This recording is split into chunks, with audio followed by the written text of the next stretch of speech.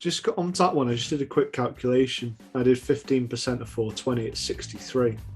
So he's done 15 points something. Oh, right. So maybe you did real inflation. Oh, that'd be clever. Yeah. Yeah, I think Elon's playing his 4D chess while you're playing your God damn it. 1D. It won't be the first time Elon gets the better of me, I'm sure.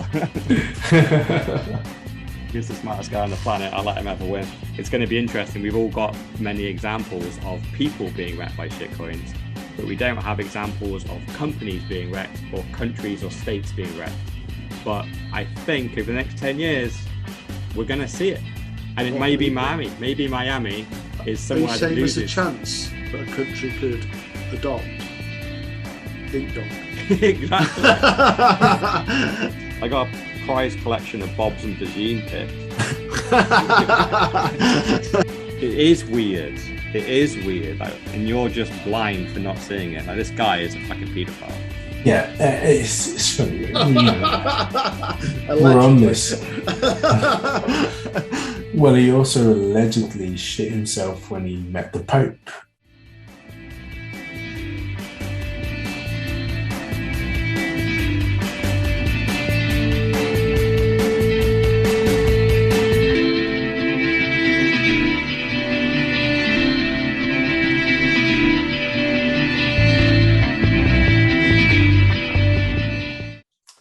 Here we are, podcast number 31. Thanks once again for everybody joining, tuning in, listening. It's myself, Sir Never Look, bringing to you one of the best and biggest bullish podcasts in the world, alongside Mr. All In, Dr. Evil 10%.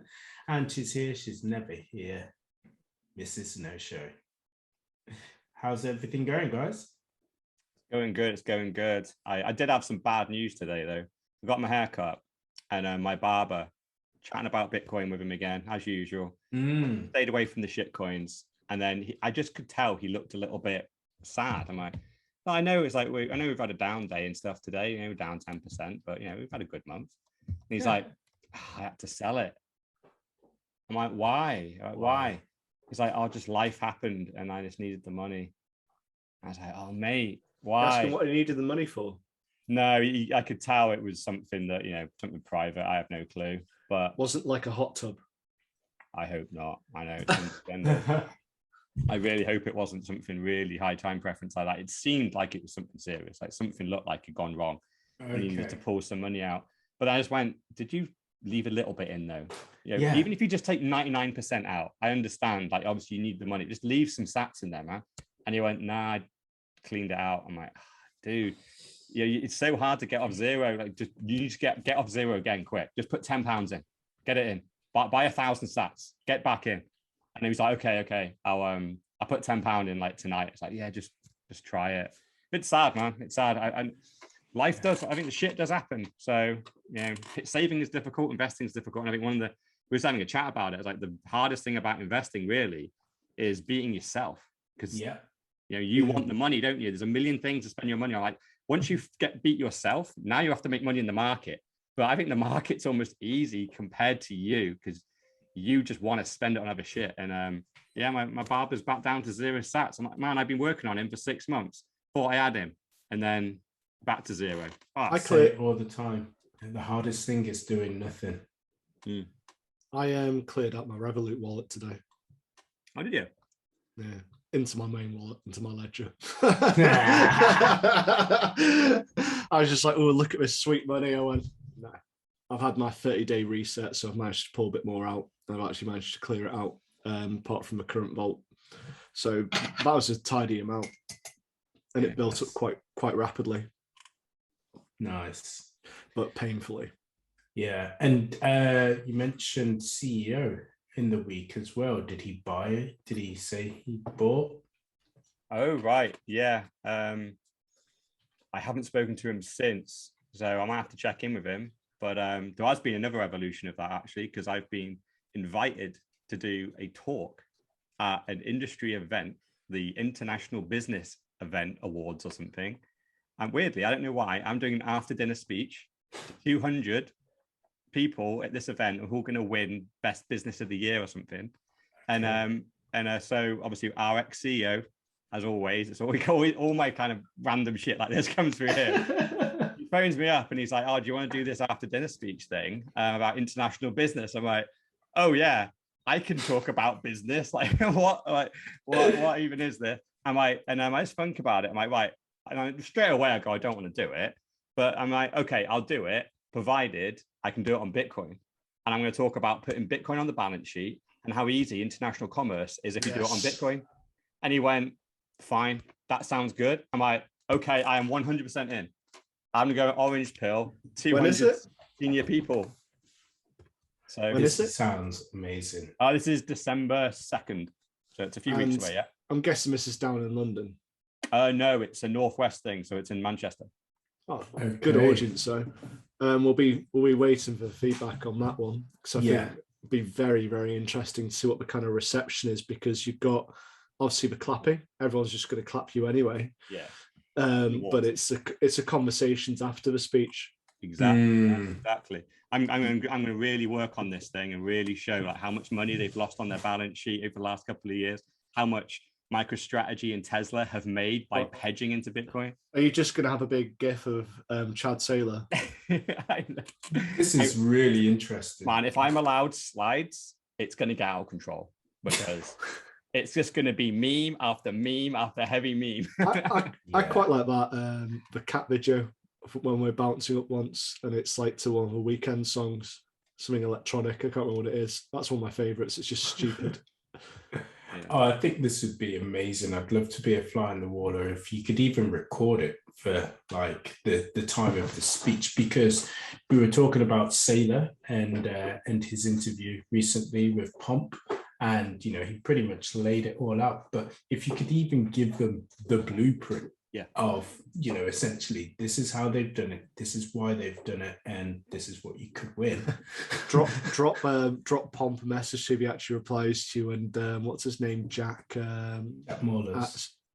At Stripe. Just throw in, I'm meeting all these CEOs, could you get a response? It'd be pretty amazing if you could. That would be great. And it'd be great, obviously great to learn on how to get people in. So I'm sure Michael Saylor's probably converted a few CEOs who are lower level to him. And I'm sure they're probably getting asked by staff if they have any sort of forum as well. So, we have it every fortnight where people have asked, could we get paid in Bitcoin? Well, Jack Maulers has obviously produced the product in order to allow people to do so. It's just not available yet in the UK. It's just, you are potentially orange pilling them to get more staff as well if they are seen as pro Bitcoin. It's a recruitment drive for them. Yeah, I'll have to draft it all up, and then I'll send it around to you guys. And we'll come up with a point scheme as well. Comments after, standing ovations, LinkedIn messages, and then people updating you that have actually bought Bitcoin. That'd be kind of like, and then maybe the Bitcoin standard, something like that, or maybe your app, signups for your app based upon it. So we can come up with a bit of a point scheme and see how well you perform. Also against your articles as well, refer them to the articles on LinkedIn. It's the issue is it's an after dinner speech at an award ceremony. So I'm sure you guys have been to these things, right? By after dinner, you're pretty wasted, right? You're a couple of bottles of wine in. So I don't know how much people are going to be listening, but look, I'm going to go see what happens. If a couple, you've got to go over highlights with like the Chad Saylor examples of what it did, when he went in, why he. Who wants to mill a million or billion in Tesla's example? Who wants to be a billionaire? And then that straight away pricks everyone's ears up. So I suppose it's a gains, but it's also you with a room full of financially literate people, whereas quite a lot of the audience, they aren't financially literate. So working with a financially literate audience, you've got the potential for better understanding of what it means to a balance sheet. Yeah. Well, for the first time, I managed to actually get our ex-CEO's attention around Bitcoin, and that he's ignored me forever. But then I mentioned, back when you worked at our company, you hedged our balance sheet in multiple currencies. You didn't do that still. Exactly. And it's very sensible. Everyone does it. But why now you should have at least 1% in Bitcoin? It just should, because we can see that the fiat money is hyperinflating. it's just sensible to have at least an allocation to Bitcoin.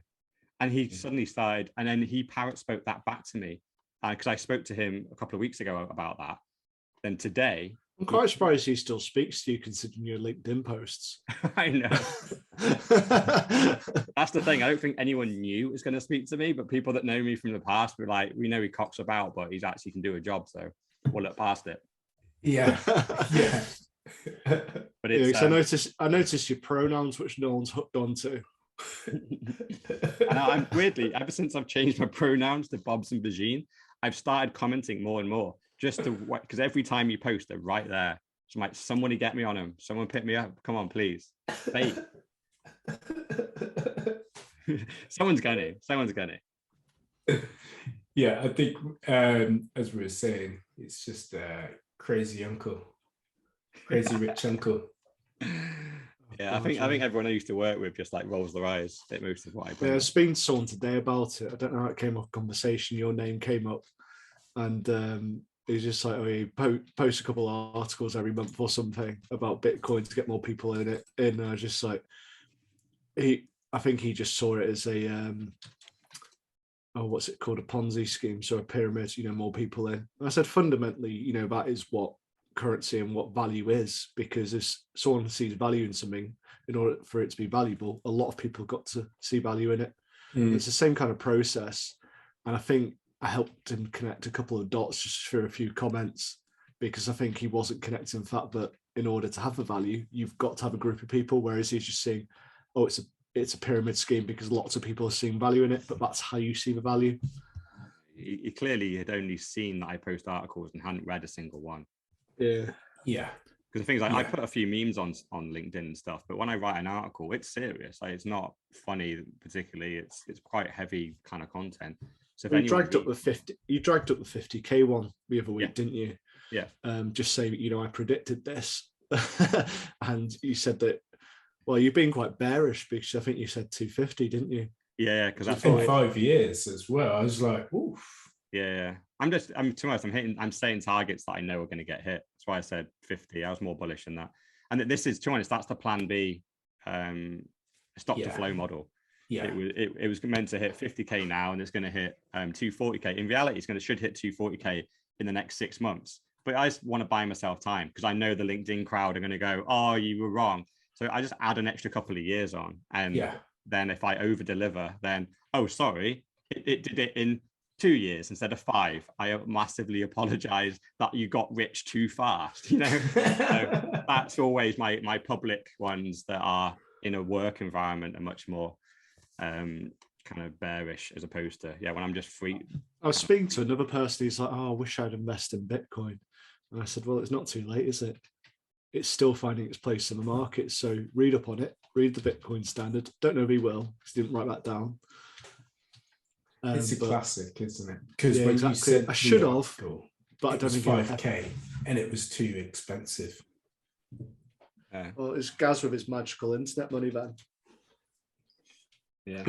And when it's 5K, when it went from 15K back down to 2K, well, now it's gone to 0. It's broken, isn't it? No matter which way round the price has gone, whether it's 80% off or it's gone up 400% that month, it's either too expensive or it's going to 0.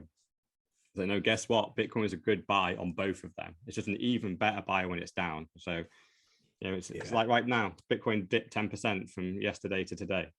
10% off. Buy some if you want, or ignore it. Black Friday deal. Exactly, it was a bit. And weirdly, I actually think we got our first story as Taproot, and I actually think the misunderstanding of Taproot actually contributed to our pump on Sunday, where we went up 10%. I think everyone realized what the truth is about Taproot, and we went back down yesterday. Yeah, because I was having a read through the articles which you put on, and I was like, that wasn't what we spoke about 6 months ago.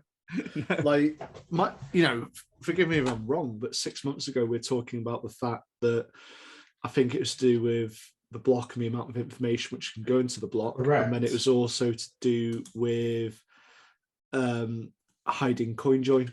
So the fact that Bitcoin is marked by CoinJoin now, whereas it was, whereas with Taproot it does not. Whereas the stuff which I was reading on this, it was mainly around multi-signatures. So I'm guessing, well, from my interpretation, that's when you sort out some kind of transfer of money for a service and you need multiple signatures in order to release the Bitcoin. All right, well, that is also included, right? That's part of the privacy stuff. But the big thing that's misleading in these is smart contracts. Yep. Yes. That's the massive thing. They've included, and I must admit, so Taproot went live on Saturday at midnight, it went live, seamless, years worth of work have gone into that. It's the biggest update we've had since SegWit. That was back in 2017. SegWit massively improved scalability and enabled Lightning to work on Bitcoin. So that was huge. Everyone was questioning Bitcoin's never going to be a currency. It can only do what was it? It's like 200,000 transactions a day or something, or relatively small. Whereas you need to be able to do 2 million transactions a minute to be a Visa or MasterCard. So now we can do that. We can do 2 million transactions a minute or an hour, whichever we want to do. We've got Lightning now, infinite scalability on Lightning, and the main chain is there. So yeah, so that was the last big update. So 4 years later, we get Taproot. And yeah, and all these articles came out, and I went, did I completely miss the boat here? I've been supporting Taproot, and which were for privacy and scalability reasons. And now suddenly it's like Bitcoin's the next Ethereum. We've got smart contracts. We can pump out a load of shit coins and shit tokens, and also have JPEGs on the blockchain, otherwise known as NFTs. I'm like, what the fuck? Taproot wasn't supposed to do all this. And sure enough, I dug into it. All the articles got it wrong. Every single one virtually said smart contracts are now available on Tap because Taproot went live. No, they're absolutely not. You cannot just churn out a load of shit coins on Bitcoin. You can't put JPEGs into the chain. Because the second I saw this, I went, this is disastrous. They're going to clog up the network. We need this scalability already. Taproot was meant to increase scalability, not grind it to a halt by filling it up with JPEGs. That's why Ethereum is useless right now. It costs £100 to send a transaction on Ethereum, and it costs about 10p to send a transaction on Bitcoin. That's the it should. And we want to get it. I'm in Lightning. It costs a fraction of a penny. Just to put that out. Yeah, exactly. Yeah. And so it's all the media, and unfortunately, that was when Mrs. No Show put into our group that there's a Twitter Spaces with one of high-profile Bitcoin saying Taproot is a scam. The second I saw that, I jumped into it, and their whole positioning on it was because Taproot is being pitched as a smart contracts update for Bitcoin, and it isn't. Does that make Taproot a scam? It's just, but it's multi-signature. Is that what they mean by smart contracts? No, multi-sig already exists now, and it's just a way of, before I send a transaction, I might need you to also verify it. So it's more secure. And what have they mistaken as smart contracts? Yeah, I don't even know. It's because obviously the privacy stuff, right? So the privacy is there's kind of 3 types of transactions you do on Bitcoin that you might not want to let other people know that you're doing. So it's multi-sig. So normally you just send a transaction and I just send it. I can sign my own keys, send it off. But if we got a shared group of money that us 3 say owned, and it was our business or something, every time a transaction comes out of our business account, it would have to ping all 3 of us, and we'd have to verify the transaction can go. That's a multi-sig. At the moment, before Taproot, you could tell we were doing a multi-sig and not a one-off transaction. So a little bit of a privacy leak there. You could also tell whether you're doing a Lightning transaction. If you send Bitcoin to the Lightning network, you can see it went. And then you can also, if you do a coin join, which is essentially to obfuscate your coins, because if you've been KYC'd, so these coins are now in your name and address, driving license and passport, you might want to coin join them. They pop out into another address, and this wallet is, these addresses are now not known to you. Now, you can't see where the coins have gone necessarily pre-Taproot, but you can tell this address did a coin join. So that in itself is revealing some privacy concerns. So those 3 things are transactions you can do on Bitcoin, other than just, obviously, the 4th one is just sending Bitcoin normally. With Taproot now, those 4 types of transactions look the same. They've all been mangled up. So that's the privacy part. And the scalability is just the bytes inside each transaction is 10% smaller. So now we can get more transactions into a block. Therefore, we can scale the transactions higher, and the transaction fees will go down by 10% roughly. That's it. That's Taproot in a nutshell. So all this smart contract stuff, or where we think we've tracked it back to is one shitcoiner is building something on Bitcoin on another layer 2 thing, and he's building shitcoins and NFTs and all this bollocks, and he's pretending that his platform now works because of Taproot. And no, it's just another shitcoin over here that happens to. So yeah, would he not potentially clog up the network then?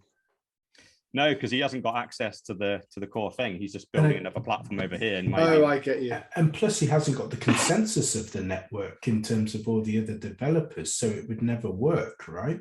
So I guess it's just a big Chinese rumor, because I read this in terms of smart contracts on multiple different platforms as well. Yeah. But a lot of media does copy a certain article, and they obviously don't verify the article, so they'll put their own spin on it, but use the bulk and the majority of things. Kind of going into it, in one of the articles, I'm guessing it's CNBC, looking at the 2 links, it says that, well, it refers to an accidental split in 2013, saying they don't want that to happen with Taproot. And I'm guessing they're referring to what, Bitcoin Cash or something like that. Well, that was 17, wasn't it? Yeah, that's 2017. Yeah, 2013. They're actually they're really going back in time there. That was a genuine bug. Yeah, in terms of a genuine. But they're bug. saying it was an accidental split. So fork. What did that create? Well, that was in 17. No, in 13. I believe, from what I read, was an actual bug that needed to be rectified. Okay, so it didn't cause anything. Yeah, well, because I think reading that article, obviously, it's a bit before my time, 2013. But yeah, it sounds like the chain actually did fork, but we weren't expecting the chain to fork, and then suddenly now you have duplicate Bitcoin, and now technically you've doubled the supply of Bitcoin as well. It's now 42 million, not 21. And I'm guessing for a period of time there, because the fork was not supposed to happen, the miners wouldn't know which chain to mine. And there'd have been a whole host of confusion, like which is the real Bitcoin. And everyone's looking around. Whereas the forks in 2017, we knew the fork was happening. This one's Bitcoin, that one's Bitcoin Cash. You can choose which one to mine. There's no confusion there. But yeah, so it's always the worry. That was the big worry that I had around Taproot, really. It's not that if it goes live, it's going to be great. But what if it goes wrong? But it was been in testing for years, so it's very. Well, what if it causes another fork? Where you haven't got a consensus to take it on, because you've got a good idea, which quite a lot of people do, but then it would be called something else, wouldn't it? You'd have Bitcoin whatever, and then Bitcoin would be the original. So it's whether you move off to it. Yeah, and I quite want a fork, because you got the equivalent in whatever it was, which forked in 2017. Bitcoin Cash. Well, what's that doing these days? Nothing. Yeah, but it's a fact that you got free coins, didn't you? Yeah, it was great. Yeah, so Bitcoin Cash, there was Bitcoin SV, Bitcoin Gold. So it's like a dividend, right? So yeah, Bitcoin Cash was about 5% of the price of Bitcoin. So that was great. You just basically get 5% more Bitcoin. Just as we do the shitcoin lessons on Coinbase, you just convert it straight away. So yeah, exactly. I got 5% more Bitcoin Cash. I just sent it straight to Coinbase, switched it to Bitcoin, and sent it out. Then I think I got Bitcoin SV came out. That was about 1%. So I just sent that straight in, switched it out the way. The only one I didn't do was Bitcoin Gold, because that was tiny. I think it was like 0.1%. And it was quite hard to get. And I read some scare stories of how to get it. People were stealing the real Bitcoin. So I just went, that dividend's not big enough and too complicated to get, and I just let that one die. But so is Bitcoin Gold dead? I think so. I haven't checked it. If it isn't, then I still got some of it somewhere. Never claimed it. It's attached to my Bitcoin somewhere. But if it's got a price, then yeah, maybe I'll go and claim it. I'm just having a quick Google. Yeah, what's it's saying $60. Oh, right. Yeah. Because for a long time, Bitcoin Cash was tracking at the same price as Bitcoin. Oh, wow. If you'd actually done Bitcoin Gold in 2017, it was up to 400. Yeah. So it had a bit of a price. Yeah, it did, yeah. It was tempting, but it was just at the time. Yeah, it's not worth the risk, is it? Someone did it, and yeah, they got scammed. So I just stayed well away.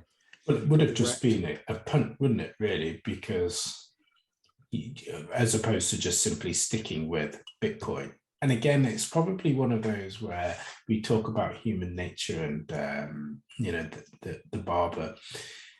It's so boring. Just like I said it today, I was at a meal today and just simply saying, stick to Bitcoin, because one of the guys, there was a new guy that joined us and it was his first day there. He said, I actually got into the space pretty early, but it was on all of these various different altcoins, and then he got burnt. And he openly said, I should have just gone with Bitcoin. So after he got burnt, he then, and I said, well, the biggest thing would be having humility to be like, right, yeah, fair enough. I should have just simply stuck with Bitcoin and gone there. But he didn't. There was no comeback after that. And he hasn't then gone into it. And did you ask for him to be sacked after that conversation? He's still in probation. He'll hang himself otherwise. I'm sure if he makes those types of decisions, those types of financial decisions, I'm sure it won't be long. No, I wish him the best of luck. It really is so sad to hear those stories. Though. It really is. It is. Because it's, because what we're seeing right now is the equivalent of that guy potentially, but he was doing that in 2017. Yeah. All he had to do was stack Bitcoin and he would now be completely sorted. He would have been orange pilled hugely because as his valuation of his investment went up, he would have started reading. He'd have started looking at the podcasts, and he'd be a Bitcoiner now because he shitcoined. He got wrecked, went out. Now he's back and he's probably tempted to go, I should have just bought Bitcoin. So now I need to catch up. I'm a shitcoin again. Mate, no. Well, he's a no coiner, not even a shit coiner. He's a no coiner because he's so depressed of what happened from before. I was just like, okay, well, it's having humility. Exactly. In a way, whilst we weren't involved in the kind of space, we kind of ignored Mr. All-In, but we still had the humility to go back to it when we actually understood it. Yeah. Like in fantasy football, when you have a bad game week, I don't log in. I don't want to see it. I don't want to see the damage. Whereas when I have a good game week, I'm logging in 50 times. Look at how I'm first by 20 points. I think it's the same in investing. When you make money, you just go all in and you start reading and you absorb. You're like, this is great. But when you lose money, even when you realize that investment that you've now got out of is going up again, you just go, I don't want to look. Like I sold that player last week and I thought, and I think they put their head in the sand and go, please don't show me that anymore. I don't even want to see it. And I think it might take even years for them to just look again at Bitcoin and go, it's fine, you were wrong, just admit it and just get back in, get back off zero. Yeah, it's funny actually, a guy that we work with as well, he went to an Eminem concert and wherever they were standing at the time, this was in Milton Keynes, the speaker was blown. So his experience of Eminem back then wasn't a good one. And he says, I just can't listen to him anymore. And it's just like, wow, it's amazing how we sometimes just can't get over those humps and do something. I had something that I was going to share with the group as well. So when we were previously as a group just looking back at stocks, and just like stocks and shares, and I put together a fantasy portfolio, and this fantasy portfolio was called Slow and Steady, and it was a bunch of stocks that were known to be, fairly decent. Our own company had in there the National Grid, Diageo, one that was actually referenced from Hargreaves Lansdown as one of their top 5 picks of the year. This was back in 2017, Whitbread Holdings. Well, thanks, Hargreaves Lansdown, because if I'd have gone with that, it's gone to zero and is no longer with us. Some good ones though, Unilever, and but the biggest one of them all, with the biggest percentage gain, AstraZeneca. It was in there. Was it? Yeah. Wow, that would have been a hell of a good one to pick about 4 or 5 years ago, wouldn't it? Yeah. But on average, from the 12 that I've got in there, and I'll do a cutout, and maybe you can put it in the show notes. It would actually be up. So I'll do a snippet and I'll send it in the chat, and yeah, it'd be good to see. But of course, it's nowhere near what Bitcoin would have been ultimately. So 2017, when we're Yeah. looking at that, it was what, about £400 or something like that? Yeah, something like that. Yeah. So around about AstraZeneca. Yeah. no, Bitcoin. Oh no, 2017. Jesus, no. It started the year at about 1,000 and then ended the year at 15,000. Yeah. I thought that's 2018. No, 17. Yeah. Okay. Yes, but I think we're looking at this kind of stuff earlier in the year, so around about 1,000. So yeah, 45x today is it around about 45k at the moment? Around that, yeah. So yeah, there's barely a share on the market. You could probably cherry pick a couple of shares, like a Tesla, a Zoom. Yeah. They probably outperformed Bitcoin or maybe kept up. But yeah, you'd have to have done pretty well. And fortunately, the bit of money that I had left in the stock market was in Tesla. So that I have to. So I suppose there's a natural point to move on. We've got a story about savers or losers. So from a Daily Mail, and I think it's just an interesting one because it's appalling. So it says that inflation's has been just shy of 20% over 10 years. We know that's not true, but also it was saying that if you had money about 10 grand, it'd be worth 8 something now, and it's just like, well, that doesn't make sense with what you're claiming. And also, compound interest does not work the way of just taking a percentage out of 10 grand. So the person doesn't understand their financial research. But then it recommends, was it Shawbrook Bank offer at 1.08% return, and Zopper at 1.35. So I thought this is one which I caught sight of. I was just like, this is absolutely appalling. Yeah. This is, a prime example of someone with no financial education. Yeah, they've written about it. Well, the one good thing right at the end, you have to scroll down really far, and it says invest for better returns.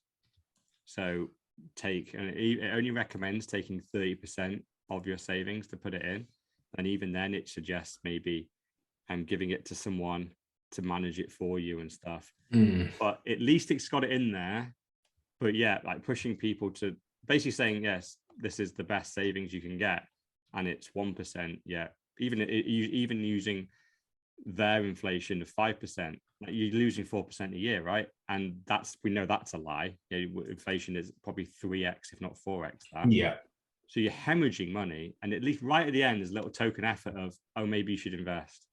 And this entire article should just be, like, if you've got money on the side, just sign up for a stockbroker account and get all of it into a Vanguard or an S&P 500 EFT and just track the market. That's it. Yeah. I could finish this article in a couple of paragraphs. Fuck the banks. The banks are going to steal your money. Like, basically, you lose 10% of your purchasing power every year. Just track the stock market. Don't try and be clever. Don't try and cherry pick which one's going to win. Just pick a basket of the best companies in the world and just follow their performance, because they pretty much track inflation. You're not going to make money. You're going to think you're making money. You're like, oh, I made 20% last year. No, you didn't. Likelihood is that was inflation. But at least you're keeping up. That's the main thing.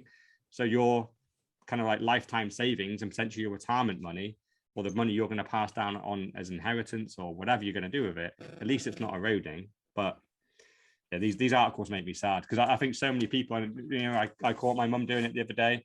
She'd gone all around the high street banks and found the best ISA. I think it was like 0.7%, and she wanted to shove a load of money in it.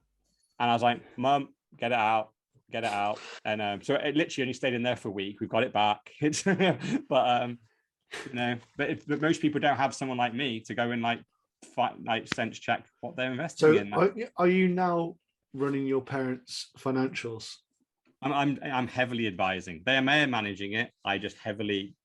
It seems to be that you got heavily involved in there. Stop it!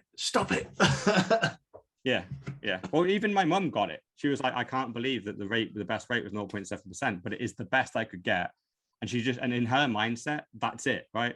In her world, when she grew up, putting it into the bank was safe, and you just get interest rates and you leave it there. Investing was for the pros, and it isn't anymore. And I just told me, and this taken me years to get them to this point where you go, look, I can open up your stockbroker account for you. We'll just invest in some EFTs. And it takes me 3 days to explain what an EFT is. And eventually I get them to put some money in it, and they just track it. And they just go, oh yeah, you can see it going up at 1%, 2%. And they're just like, oh, okay, we're good with this now. I was like, and you're probably going to get 20 to 30% on that per year, because that's what the stock market does. Yeah. And it just blows their mind. Like, well, I believe it when I see it. And they will see it, because that's what it's done for the last 20 years. So why not a couple more? Well, I've got some stats to back this up, actually. And so I was hoping that we'd come across this. So since 1981, the Dow has increased by 3,912%. The NASDAQ has increased by 7,968%. The S&P has increased by 3,611%. That means if you invested just $100 into the S&P back in 1981 and did nothing else, it would now be worth $7,767. Now imagine if you did that today. So in 2021, if you invest $100 into the stock market, S&P 500 index, and you do this every month for 40 years, by 2061, you may have $535,000 by doing nothing except contributing $100 a month, assuming a 10% annual interest rate. And that's just $100. Imagine if you did this with $200 or $300, you'd easily be a millionaire. So case in point, you don't need a lot in order to invest. You just need the right mindset to invest.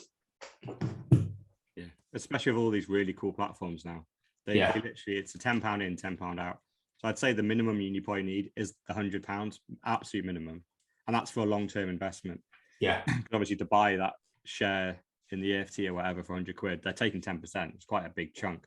Whereas if you put in £500, they still only take a tenner, and it's a lot lower percentage. So ideally, I think you probably need about £1,000, if I'm being really honest. Once you manage to save 1,000, that's a good chunk just to get in and let it ride. But yeah, no, it's great. And so a one-off 1,000 or 1,000 every month? Yeah, that's the thing. I probably try and save up and then put it in.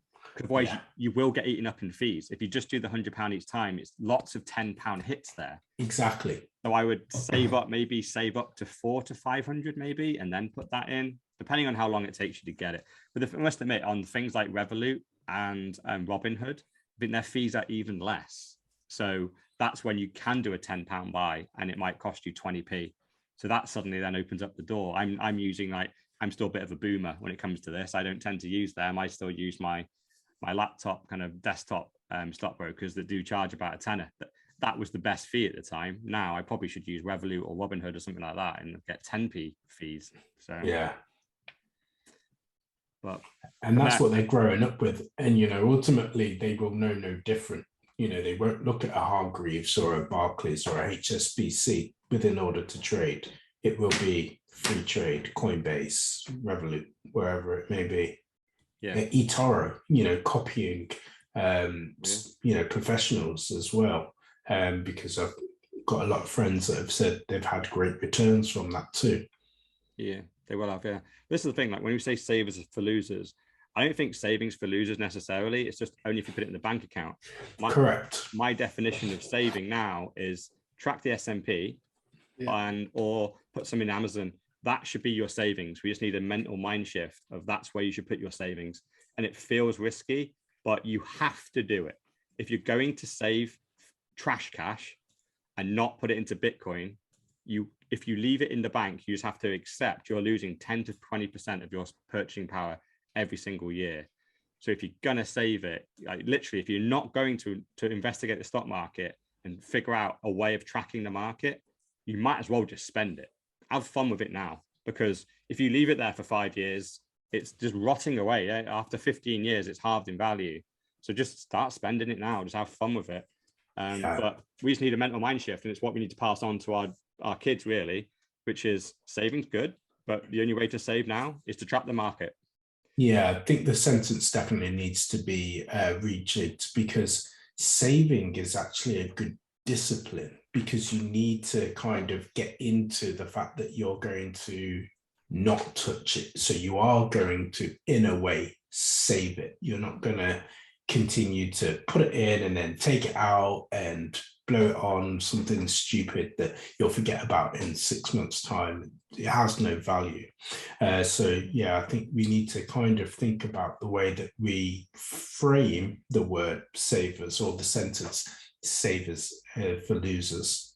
Yeah, I've renamed it already in my mind to stack sats. That's my saving. Yeah. Any money that's not in sats, I'm not really saving it. It's my day-to-day cash. So my day-to-day cash tracks the stock market, and I take it out as I need it. And then everything else is in sats. Or JBB, just buy Bitcoin. Yeah. Yeah, I think after reviewing it all, I reduced my cash down significantly. And then I think it's on your advice, I went, put it in Amazon. You know, it's one of the top performing stocks. Whilst it'll go up and down, it's the best way to track the market. You don't too much available. One other thing which I just like to point in here is the article says they reckon there'll be a rate war. But the banks are actually going to compete for the first time in like 100 years, because the five what's CEOs, the definition of a rate war? The five CEOs play golf together every weekend. It's like, yeah, I'm going to put you out of business. I'm going to give someone 5%. No, you're not, mate. No, you're not. Yeah, they can't afford to anyway, because they can't guarantee it. No, it's the biggest monopoly ever. As we know, it's this. These guys are all run by the same people, and it's all these little like, we know we technically should compete in the market, but they know, like, they just pass around a bit of paper that says like 0.7 on it, which means no one go higher than that. So you go 0.69, I'll go 0.68. Next month I'll switch it. Like, just basically, but everyone keep there. No one's going to break out and go 2%, 3%, 4%, because then suddenly everyone starts losing money in a market they can't afford to lose money in. But it'd be great if one of the banks, in reality, if the banks was an actual genuinely competitive market, someone would do that, at least for a short period, and loads of people would close accounts in one place and rush to this new bank and try and get their 2%. So it would be a good business decision, potentially short term. We had Santander for a bit who offered the 123 account. I can't remember what that was 1%. That was 1%, and I got that 1%. That was. Yeah, I think they had slight competitive, and they halved it, and I was just like, I don't want your account anymore. Monzo did it as well, where they offered 1.5% on your savings, and then it got reduced down, and you didn't get it. Well, I know it wasn't there for the full year at all. I think Revolut's 0.6, I remember off the top of my head. Yeah, because unfortunately, even the challenger banks, they're not really their own bank yet. They're still using the big banks behind the scenes, aren't they? So that's where they get their percentages from. So if they want to up the percentage, they have to just go into their own private coffers and just fill in the blank. But moving on for the savings one, we've got a couple of stories here on inflation. Might as well kind of go along with it. Our favorite I word. Yeah, so we had we had our favorite no coiner on Pomp's podcast, Peter Schiff, talking just about inflation, a little bit of Bitcoin at the end where he had to throw it under the bus because it's classic Schiff. But it was a really good little video. It's like 20 minutes long. And this is the thing, I do like Peter Schiff because he 100% gets the financial system. He knows the fiat system is corrupt. He knows inflation numbers that they put out are a complete lie. He knows roughly what the real numbers are. He just doesn't get the final 2%, which is the solution, which is Bitcoin, not gold. But I loved one of his lines that he had it. I quoted it in here. And one of their ways, he's like, oh, how do they keep the CPI, which is the algorithm they use to track inflation? How are they keeping it so low? Because it came out that inflation is 6.2%, by the way, in America, which is the highest in 31 years. Yeah. And this is using their rules, their new rules. And as we know, whenever an item of goods in the basket of goods goes up too much, they just take it out. So Schiff just went, look, they'll say people eat dog food, not steak, to claim inflation doesn't exist. Yeah. And it's literally what they're kind of doing this time, right? They've taken steak, chicken, and pork out of the basket of goods and went, oh no, that's climate change or something. So no, people don't eat that anymore. I think it's supply issues. We talked about it the other week.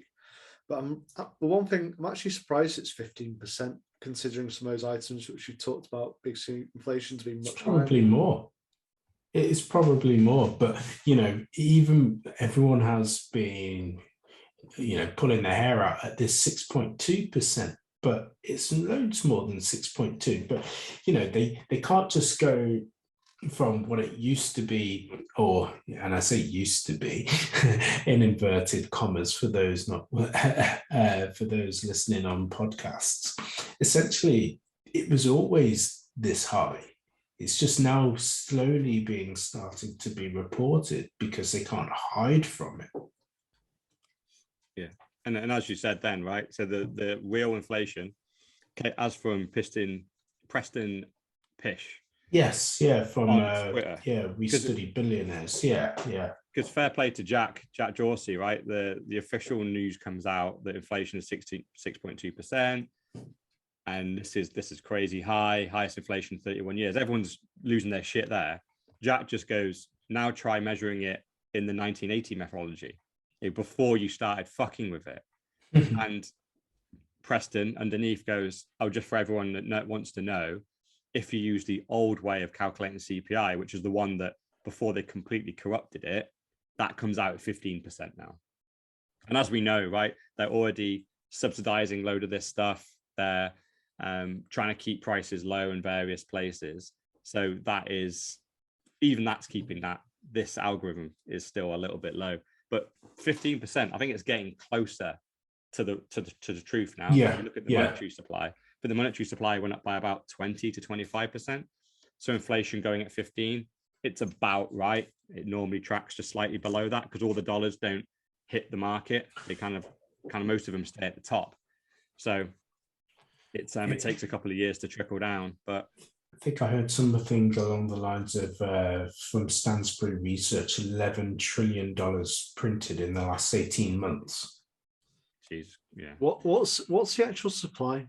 Because I was trying to read into it and I couldn't get a straight answer because you've got cash, you've got investments, and you've got digital cash as well. So it seemed uncertain about what the actual supply is. Are you talking just in the US or? Well, the problem is you got the US dollar. It's used as a currency in various other countries. So how exactly do you work out the supply on that currency? Yeah, We know it's a ridiculous amount when you get into trillions. What's next? Quadrillions? When we break that barrier. Yeah, and I think we will certainly get there at the rate that we're going, and it's only going to get faster. It's like the train is speeding up, and yeah. Well, did billions exist in the 60s? I don't think they did they? Probably not.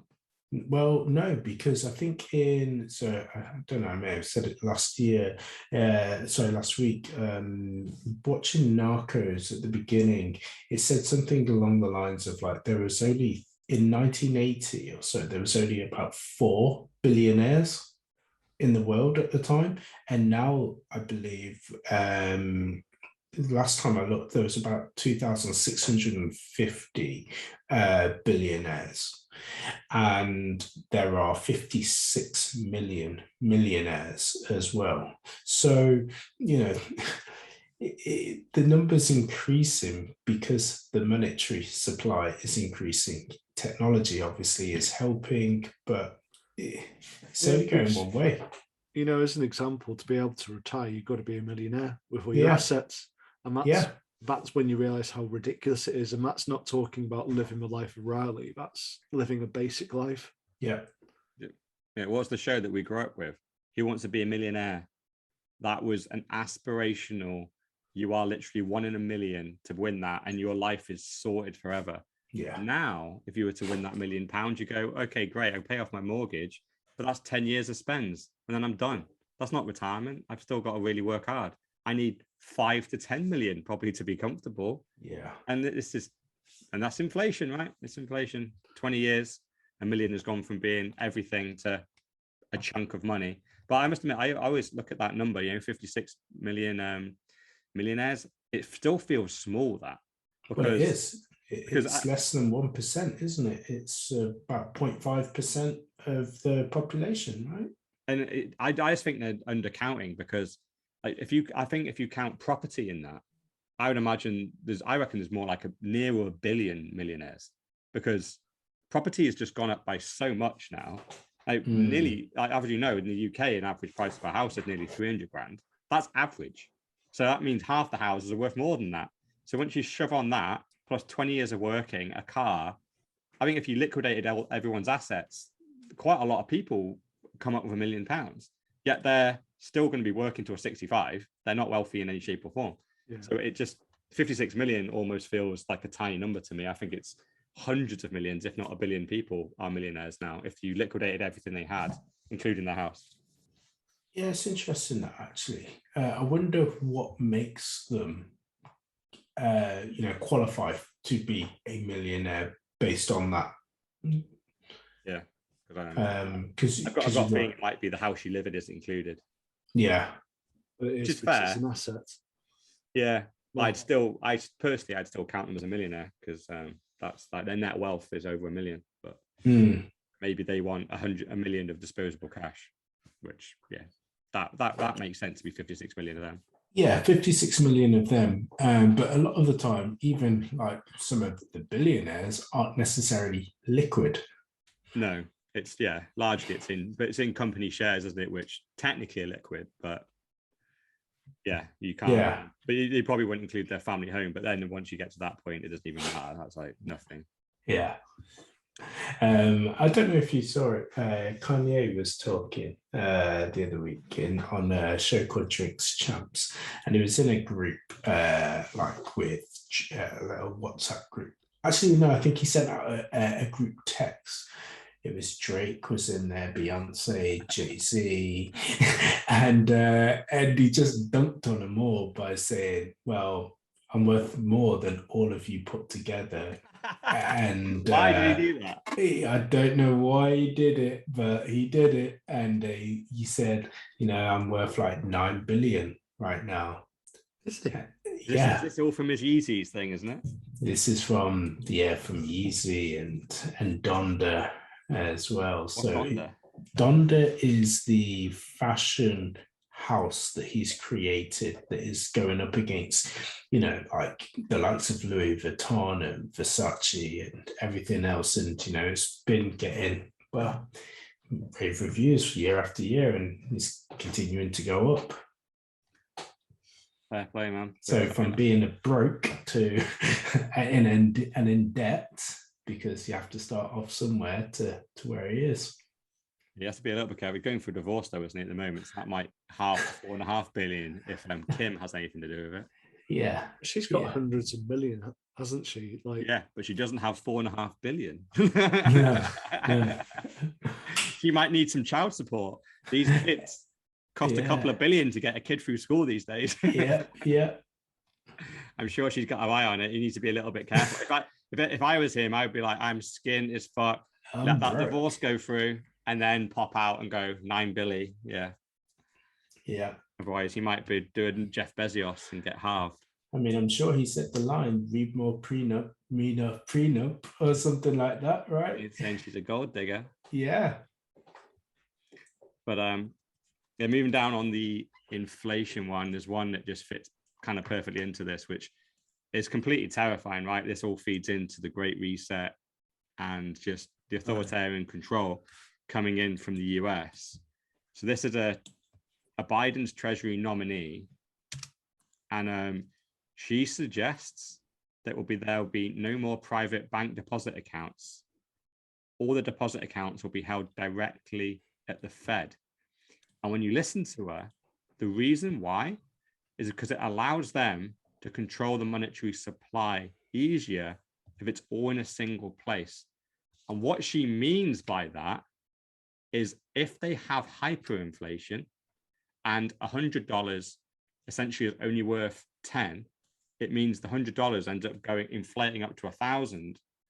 They can just knock a zero off everyone's bank account and basically take 90% of your wealth in one fell edit, one spreadsheet. That doesn't work, unless certain people have a knot in those bank accounts. What do you mean has a knot in it?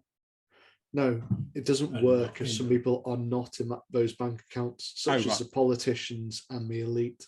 Yeah. So I just feel like, well, they won't be they won't have cash, right? They'll have assets. So it'll be the plebs. It'll be the plebs that have trash cash. Yeah, don't make sure you don't have any cash. Exactly. Well, which we know off the inflation now. So yeah, very, very, very good point around that. But also it just feeds into the narrative of you'll have nothing and be happy. And that's how, you could see it transitioning to get everybody there as well. And it would be through no fault of their own. And I don't believe that it will be. It'll just happen. and it's for the masses, that aren't listening to financial advice or watching financial programs or don't have a base of financial literacy, they will do it unknowingly, just like gold back in the 70s. Yeah, this reminds me, right? This is what happens. So about a year ago, it was when a video like this came out saying we need to tax unrealized capital gains. And they just float it and just get it out there and get people just used to it. And it's just a rumor at the time, but it's someone credible saying it. This isn't just a random person. This is someone close to the president saying this. So as we know, these people do not get to say stuff random if you're that close to the president. Then a year later, it becomes a bill. And now formally, there's a bill passing through Congress right now to tax unrealized capital gains. I just want to see that in action. Because I just think it's ludicrous. Oh, I can completely. Weirdly, like we get very used to all the taxes that already exist. So in America, for example, they have property tax. I think it's 2 to 5% of your property. Whatever the price of your property is, you just got to pay them at the end of the year. Like, and imagining that in the UK, we would lose our shit, right? In America, it's normal. Income tax is supposed to be temporary. Council tax is supposed to be temporary. Capital gains tax is supposed to be temporary. Corporation tax is supposed to be temporary. And when these things all came in, everyone was against them. But they just, once they're in. And then very quickly, everyone just becomes used to, this is the way. And, if you don't like it, you go to prison. So like it. Yeah, I'll be interested to see how it actually goes through, because I'm still a little bit doubtful that the unrealized gains will get through. But if it does, it's just the whole complicated, at the end of the year, how does it apply to different people? How are people going to get out of it? It's the most ludicrous thing which I've ever heard. Like you said, they tried, what was it, poll tax in the UK, and there were riots. Yeah. Weirdly, I do think unrealized capital gains is very simple. It really is. And we went through it on the podcast you weren't on. And you just do it at the beginning and end of the year. So if you've got a share that, say you have £1,000 worth of gains in, on January 1st, and then the year goes all the way around on December 31st, if those shares have gone up to say 2,000 now, that's £1,000 gain. You owe your capital gains on that. But how does it work with lost money on shares? It's the same thing as what happens on capital gains. So if you lose money, you can deduct that from any gains that you have for the year. Yeah. It's just gonna erode everyone's money, right? So the classic way of making money, like we said right at the beginning of this, is do nothing. This forces you to do something every year, which essentially is take a 20% haircut on any gains that you make. And as we also discussed on this podcast, don't give your money, investment money, to a financial advisor, because they take 1%, and that 1% every year can be devastating to your compound gains. If the government start taking 20% of your gains, you can't roll them on. It wipes out the ability to. So I think they're proposing to have it over a certain amount, but as we know, that'll be slowly or quickly rolled down to everyone. Kind of something which you touched upon there around haircuts. So this is one of my thoughts around the central bankers. You talked about deflation, you talked about inflation. They also skim money off the top. They'll be doing it every way, which way. It'll be, we'll have something, I don't know, dog flu. They'll skim 5% off every account. It'll be so easy for them to do it. Something, looking back at Cyprus and was it Malta who did the haircut in 2008? It was Cyprus. It was in Cyprus, the haircut. And it reeks of the same thing. Like, I'm looking at US, like I was speaking to someone who lives in the UK and lived in US, 30 odd years. And he just said it's falling apart there. So you got to hope it's the exception and the UK doesn't just follow the US like it has done in the past. He said, something's going to happen. He doesn't know what, but it's just going absolutely crazy over there. And this is yet another thing. Yeah, I'm just trying to put into the chat actually about, I put it in our group. If you see on your phones, oh, there we go. These are all the random tax laws that have come into the UK. Well, yeah, these are all the taxes that weren't here innovate to us over 100 years ago.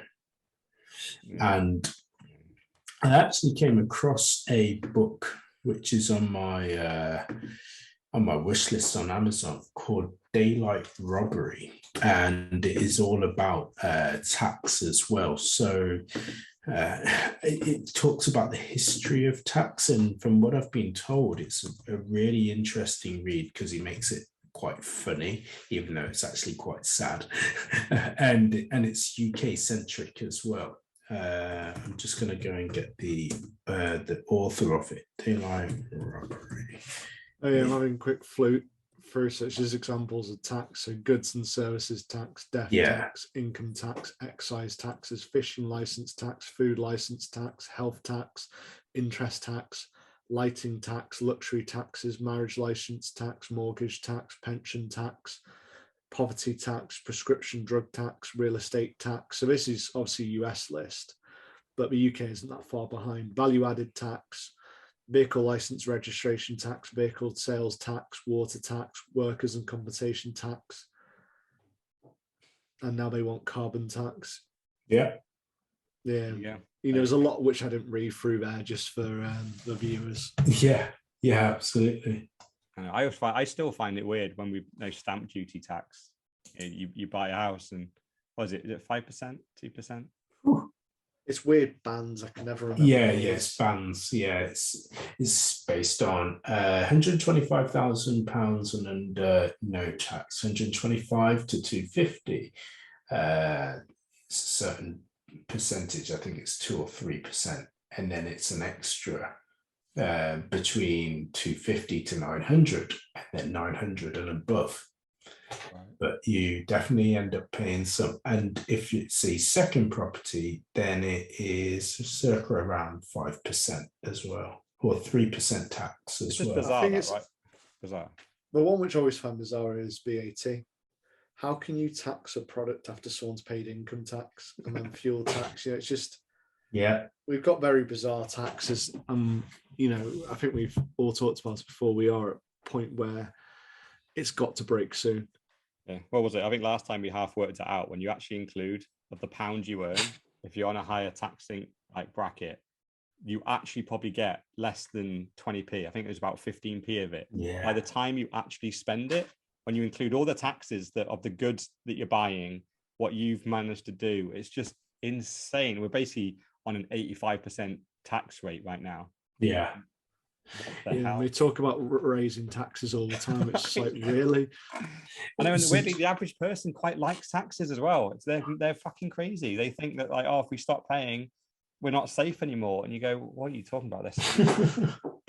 It's interesting as well, as I was in London earlier on today, and talking about tax and all these draconian laws. Look, across the road, where it wasn't a crossing, and of course if you were to do that in America, you get fined for that as jaywalking, but also in China you would get points based on the social system, as you're not following good practices of being a good citizen.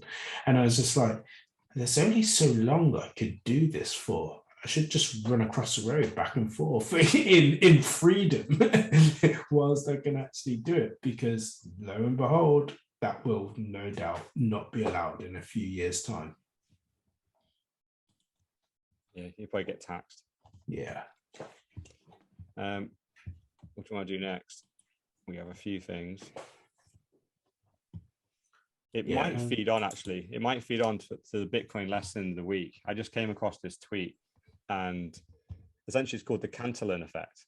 I don't know if you guys managed to take a look at this. But I missed this one. Was it a late edition? No. Well, I think I put it on maybe yesterday or the day before. But it's just a tweet. So the Cantelon Effect, essentially it's titled "The Most Important Economic Concept You Never Heard of." And essentially all it really means is it's another reason why inflation is just so bad, because a guy called Cantelon essentially just kind of documented and researched when money gets printed from the money printer, where does it go? And essentially it goes directly to a couple of people that are closest. And he looked back in his time, it was the king. So the king would essentially print money and he'd kind of give it to his like immediate kind of family and stuff. And then the whole concept was, it's fine, it just trickles down. And because what are they going to do with it? They're going to spend it, right? And then they do. Those people go out and buy property, they buy goods. But the interesting thing is the closer you are to the money printer, when you get the money first, the price of goods is still low. No one knows that the supply has been increased. So you get to go out and buy up loads of things. And as you do so, other people get richer, the monetary supply gets more spread out, so the price of goods goes up. Then those people then spend the money again, and then it pushes the prices even higher. So by the time it actually gets to the poor, they get the scraps, and the price of goods has already gone way above the bit of extra money that they now have. So that's the Cantelon effect, which essentially is just a technical term to describe the closer to the money printer you are, the more effective the money you get is. And the further away it is, even if you get quite a big chunk of the money, by the time you get it, if you're 17 layers down, the price of goods has gone up by more than the money you got anyway. So it's kind of worthless. Yeah. And that's all I got to say about that. It's funny we're talking about this. Did you see Elon's tweet where it says, due to inflation, 420 has gone up by 69? I did. Yeah. I had to do the maths on that, and it didn't quite work. I thought the 6.2%. I was like, if like 420, like plus 6% is 69.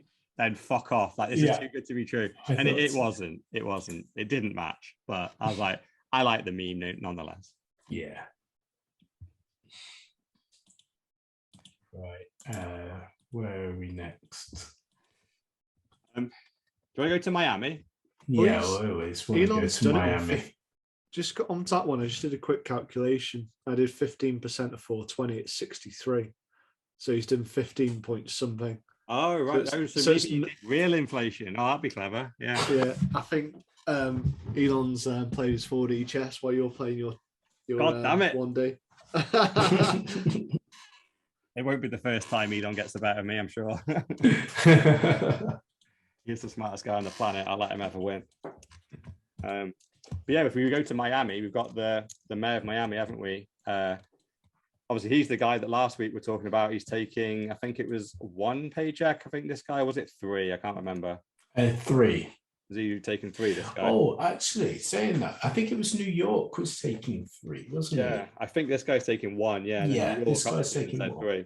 Yeah, he upped him by 3, didn't he? And then we also had a very small kind of senator or politician in America saying they're going to airdrop some Bitcoin to all the citizens. But it's only like 15,000 or something in his kind of control. But now this is Miami, one of the biggest states in America, and he's saying he's going to airdrop Bitcoin to everyone. And they can. It was on about Miami coin, so I don't really know the background in that. He is a bit of a shitcoiner as well, unfortunately. But he said it specifically though. It's Bitcoin's going to a citizens, not Miami coin, and you can pay your taxes in Bitcoin. So he's basically allowing it. It's not quite a Bitcoin standard, but he is accepting Bitcoin as currency, which is a big step forward for Miami. The wording which he used was you get Bitcoin through staking Miami coin. Oh, fucking hell. That's right. Yeah, I heard about this, where states could, or cities, not states, cities could potentially have their own individual coins. And if you buy into those coins, then they'll pay you back, but typically pay you back in Bitcoin. So, yeah, it's a weird one. Don't know how I feel about it. Yeah, that's what I read. And I just went, I like the whole thing about salaries, taxes, services, and Bitcoin. And it's like, oh, you have to stake Miami coin. I was just like, what the fuck is even Miami coin? Yeah, I don't know. And like reviving Squid Games coin. Yeah, like where does this Miami coin even come from? Yeah, exactly. Probably one for us to take away actually and look into that one, because I definitely heard it on Pump's show the other week as well, where I think there's also a New York coin, funnily enough too, and again paying citizens. Oh God, really? Because I think that, and I could definitely see this happening, where certain cities will want to attract people and, you know, give them something back, such as Bitcoin or whatever. You know, obviously the way that they're doing it now is lower taxes. So there are certain states in the US where people are purposely moving to ensure that they get lower taxes. But maybe their next incentive is paying them back in Bitcoin, and for them to put their balance sheet on, place it towards Bitcoin. Yeah. Because the good thing is, like, if they're going to do some weird shit with Miami coin, and if you stake it, I don't really care what they do. If they end up paying out in Bitcoin, then great, because that means Miami have to buy a shit ton of Bitcoin to pay out. Right. And so it'd be bad if they were launching Miami coin and that is going to be the currency of Miami. Then yeah, they've just created a shit coin. You might as well call it the dollar. It's got all the same frailties to it. It's going to be centralized. It's going to inflate. It's not sound money, right? That's the only reason we're doing this. It's sound money. Miami coin will not be sound money. This guy will own it. And if he wants more money to make himself look good as the mayor, he will do it. And but he can't do that with Bitcoin. It's the whole fucking point. It keeps him honest. Miami has to earn money through taxes or through just wealth creation. And then the money that they gain, they can then reinvest it. But then if they invest it badly, it fucks up the Miami. But if they invest it well, then they get the benefits, and then they'll earn even more. But if they lose it, they invest it badly, then they lose the money, and they have to wait until they earn more. They can't just print it out of thin air, and he'll get voted out. I wonder why they even have to have the shitcoin in the middle and just like do Bitcoin for Bitcoin. I know. I hate to say it, but there's going to be some shitcoiners helping them here, and they'll give themselves a shit ton of Miami coin, and it would be really embarrassing, right? If this guy launches Miami coin with good intentions, gives it all out evenly, but then the developers behind the scenes have like 90% of the supply. Until Miami coin goes out, people start to buy it, start to believe in it, the price goes up, and then some random guy that set the network up just dumps 90% and rugs Miami. That'll be funny. Then it gives crypto as a whole a bad name. And unfortunately it'll be a harsh lesson, but it's like, there you go, don't shitcoin, boys. Bitcoin, we told you to Bitcoin it. If you airdrop Bitcoin, there was going to be no rug pull. You can verify the supply, as when you use a couple of shady developers, they tell you what the supply is. And as we learned last week, Solana thought they only had 8 million, and then they find another random 13 million over here. Like, guys, what about that? Well, they knew that. Oh yeah, It's they just the did. people who are buying didn't know that. Yeah, exactly. I was just thinking, like, couldn't they just simply do the El Salvador model? Because essentially, they could do some sort of reward where, Bitcoin has gone up, and for those that still hold their $30, there you go. Here's your reward, and airdrop it back to them. Yeah. Go and download more. Yes, super simple. It's already worked as well. The concept's been proven. Yeah. Unfortunately, there was a picture of the mayor of Miami at some party, and there's a load of shitcoin as well around him. So it seems like they've persuaded him to go, now there's more opportunity in this, create your own coin and be first, be the first state. And it's just, he's got attracted to the gains, right? And he's just forgotten his roots of why he got into this, which is just, no, we need sound money, do the El Salvador model. It's boring. Yes. But it's still revolutionary right now, and it will sort the whole state out. Because he's been desperate to be like Miami to be the capital of Bitcoin. If you stop bringing in shit coins, Yep, he'll lose everyone. Yep. Yeah, they'll turn. I mean, obviously, the Bitcoin event is happening there next year as well. So you saw what happened when Mayweather started to even, breach a sentence of they could also be another Bitcoin. The crowd turned on him. So yeah, good luck to the mayor. It's unfortunately we're probably going to see a bit of this, right? So just as we have people coming in and then they end up getting tempted by shit coins, we'll have companies do the same thing. We'll have states do it, and we'll have countries do it. And unfortunately, everyone goes into shit coins. You might make money short term, but long term, you're going to get wrecked. So it's going to be interesting. We've all got many examples of people being wrecked by shit coins, but we don't have examples of companies being wrecked or countries or states being wrecked. But I think over the next 10 years, we're going to see it. And it may be Miami. Maybe Miami is somewhere that loses. There's a chance that a country could adopt Dink Dong. Exactly.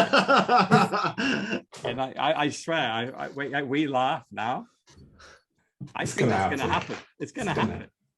Because it happened in the gold standard, right? When everyone is adopting the gold standard, various countries all thought they knew better than other countries. I'm like, no.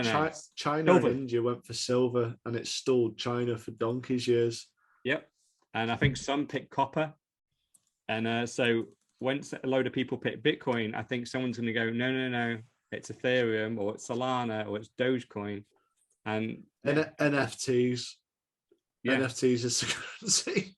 And the same thing will happen to them, right? It's the same, as we learned in the Bitcoin standard. There isn't room for more than one form of money. So gold took the market and silver lost 98% of its value. And silver was just a miner traded. It wasn't a store. It was a tradable as such. Yeah. Its best use. But fundamentally, compared to gold, lost 98% of its value. Yeah, people who used it as an actual standard would be the wealth, so that's where the mistake was made. The same thing, unfortunately, I can already see that's going to be funny, actually. I'd love it if some country decides to run on Dogecoin or some shit coin like that. It'd just be hilarious. Shib. Yeah. It's going to be funny. Although I must admit, I even thinking ahead, it's asking me millions of people that are going to be plunged into further poverty, but look, they're getting plunged into poverty anyway with the fiat standard. So this is it. I was also came across the fact that Balenciaga partnered with Fortnite to create a skin, and it's like a Balenciaga hoodie, and essentially it was $725 to get this skin, and people. Sorry, what's that for? For Fortnite, yeah, $700. $725. You need your credit cards and your cards taken off if you want to spend that. People will be doing it, We talked about this with the Nike downloadables, so that'll fit in with like FIFA and Fortnite and everything. There's so many more. I thought it'd be like $1 or 50 cents or something. I mean, I think what I was reading, for like crypto I want to say for CryptoPunks, the entry level price for a CryptoPunks is around about $600,000. Like, how much did they start at when they started going out? 'Cause it must have been less. yeah, it would have been less. Does that lead us on to the shitcoin corner story? Yeah, nicely. Let's do it. So this is one where a shitcoiner lost a lot of worth through shitcoins and NFTs as he got tired of using a hardware wallet. So I read that. I think it was Mr. Orlin who picked this one. But it did cause me to actually top this up. So I counted the amount of F and dollars in there, and my notes were it's 300 to 500 F. So I don't understand how it can have a range of 200.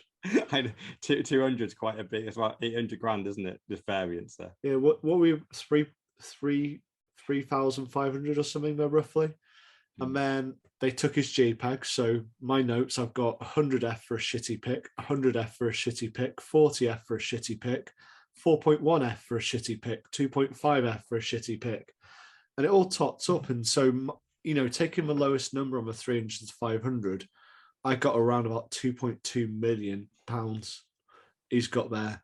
And I was just like, seriously, you had that much money not stored away on a ledger because it was difficult. I know. It's his own thread, isn't it? And he even says he used to have this on a ledger. But this is the problem, right? When you shitcoin and you NFT a lot, you need access to it because you're getting in and out of these things and you're kind of trading them. So you just go, you know what? I'll just leave it in my browser for a little bit. What's the worst that can happen? Well, here's the worst that can happen. You've got over £2 million worth of crypto, as in ETH and NFTs. And yeah, he made a mistake, didn't he? Someone got onto his computer somehow, managed to get into his browser, took the private keys, and just sold all his NFTs. Just run onto an exchange. People bought them; they didn't give a shit. Well, exactly, because the thing is, like, no one knows, right? So they're probably the NFT that they grabbed, say it was worth 100 ETH. He probably just listed it for 80. Someone grabbed it up. The ETH hits the wallet. He takes the ETH straight out and sends it off to his own wallet now, because now, like, the NFT, you can kind of follow, and that'll get flagged. The NFT will be like, don't sell this NFT. But the ETH, that's clean. That's just... Well, yeah, he cleaned it so he could get it back into an exchange, didn't he? Yeah. Or her. It did make me laugh. And then it says here, mostly my prized collection of NFTs were taken and sold. It's just like, have you got a prized collection of JPEGs? Paul, so you're not worried about the money, you're worried about your NFTs. I got a prized collection of Bob's and Vagine pics. Get a man to come around your house and do the washing up, make you a sandwich, maybe a cheeky finger, and provided you get vaxxed. Yeah.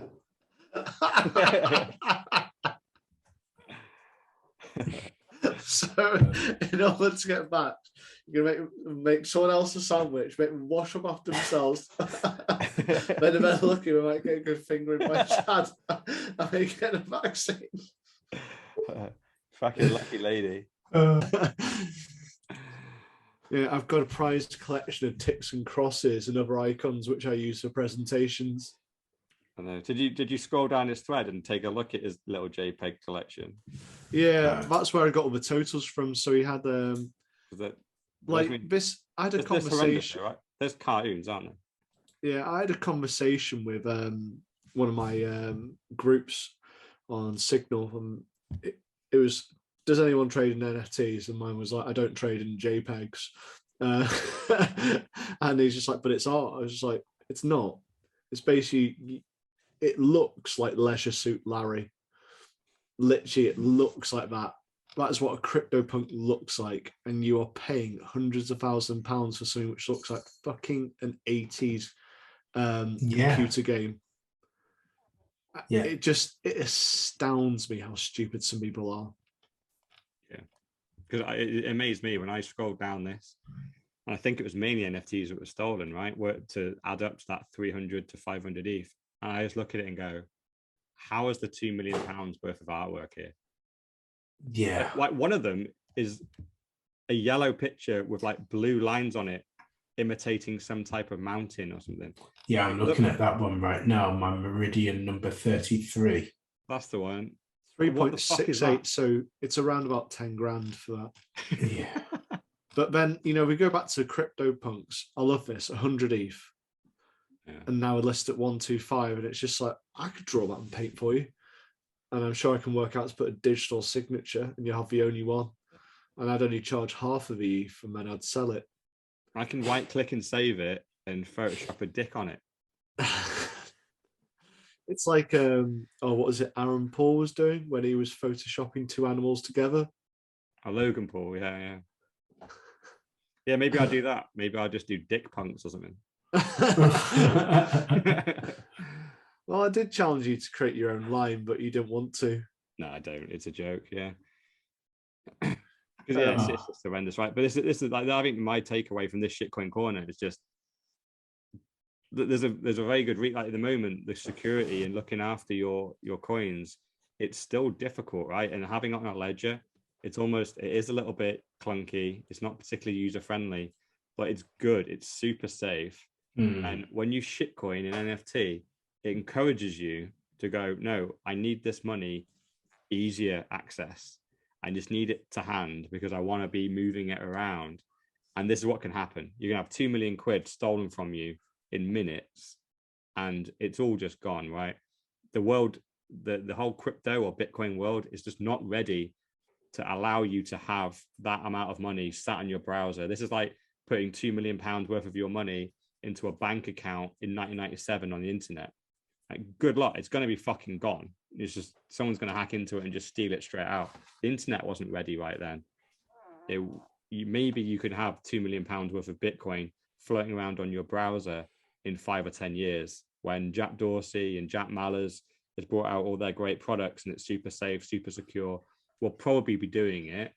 But right now, fucking no chance. This stuff will get stolen. Your private keys are going to go. And it's a matter of time. Like this guy obviously has been doing it for a number of years, made one mistake, and bang, all his money's gone. They're out there waiting for kids like this, basically, wanting to scam them. Yeah, and the problem is, especially when you're like scrolling around, it wouldn't surprise me actually if the person that scammed him was probably one of the NFT websites he clicked on. That there was some code hidden in there that when he clicked on something or downloaded something, that it put a little bit of spyware on his machine. They went into his browser, grabbed his private keys and sent it back. It wouldn't, because like when you create these NFTs, you have to like mint them. So you have to like put your keys in, you like mint an NFT, it all kind of comes out. Yeah, when he said that about I minted this, I didn't really get that. Yeah, it's what it creates the FOMO, right? So the way they do it is, say I was launching an NFT program or like project, say there's like 10,000 unique NFTs and they can all have certain characteristics. If they're going to be a load of, I don't know, guinea pigs, right? All the different types of glasses, noses, mouths, backgrounds, they're all kind of auto generated and there's no kind of control. It's essentially decentralized or random, whatever. And then so I can go, right, I'm going to launch this project on, tomorrow, 8 p.m. Yeah, and drop. And to mint one, you have to pay me 1 ETH. And if you pay me 1 ETH, my program will run and send an NFT to your address. So that's minting it. And I could go, there's only 500 of them. So once 500 are gone, they're gone. So come and mint one. And then after that, it's the secondhand market then. So everyone wants to be in the minting process because technically it should be the bottom. And you hope that the price only goes up from then. But so often, I think on 99% of the projects, what you pay the artist to mint the NFT, that was the top. And no one wants to buy off you afterwards. Though he said he had some crypto on Arbitum, which is some other kind of wallet. I don't really know what it is. And he still has control of his NFT, which is his icon, which I'm guessing is another CryptoPunk, which is his icon on Twitter, which looks like another character off Leisure Suit Larry. So lucky him. he's got a shitty CryptoPunk, and then he says, cried in my spouse's arms this morning, and after he left, she invited Chad round.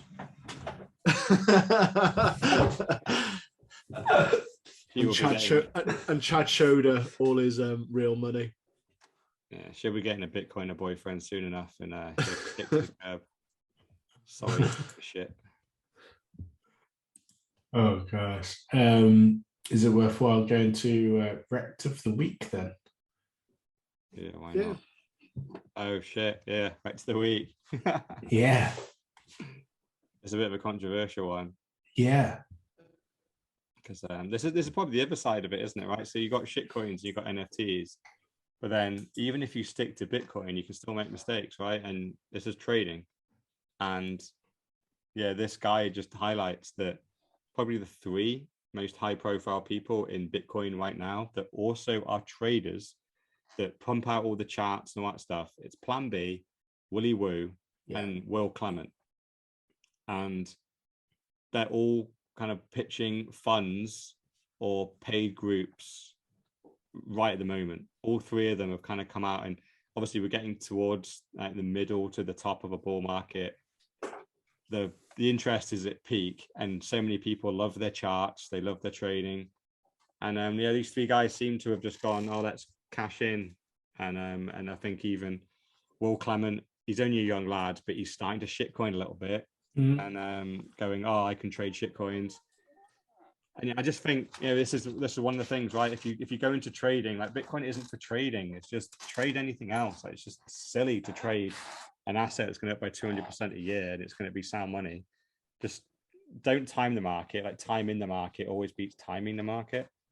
And I think it shows, right? Because if these, like Will Clement, I'll probably almost give him a pass. He's like 21 years old. He's a young lad.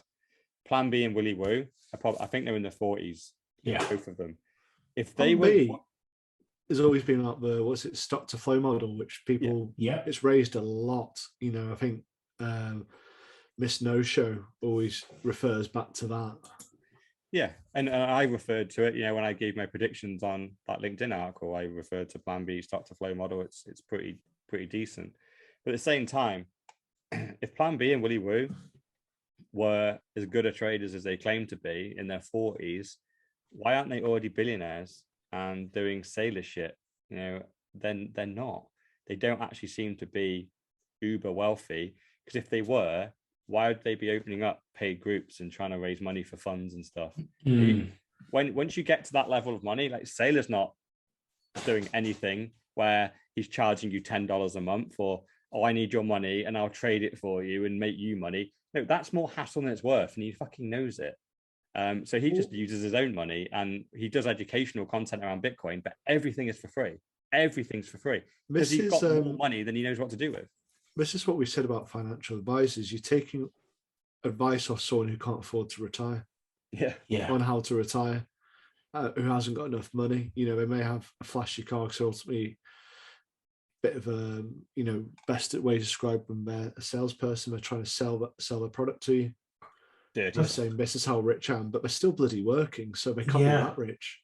Yeah, and I've seen it happen many a time in property as well, where you get these property gurus that want to run these courses and help you along the way. And I've never really got, okay, well, why do you need to help all these people if you're so good at what you're doing?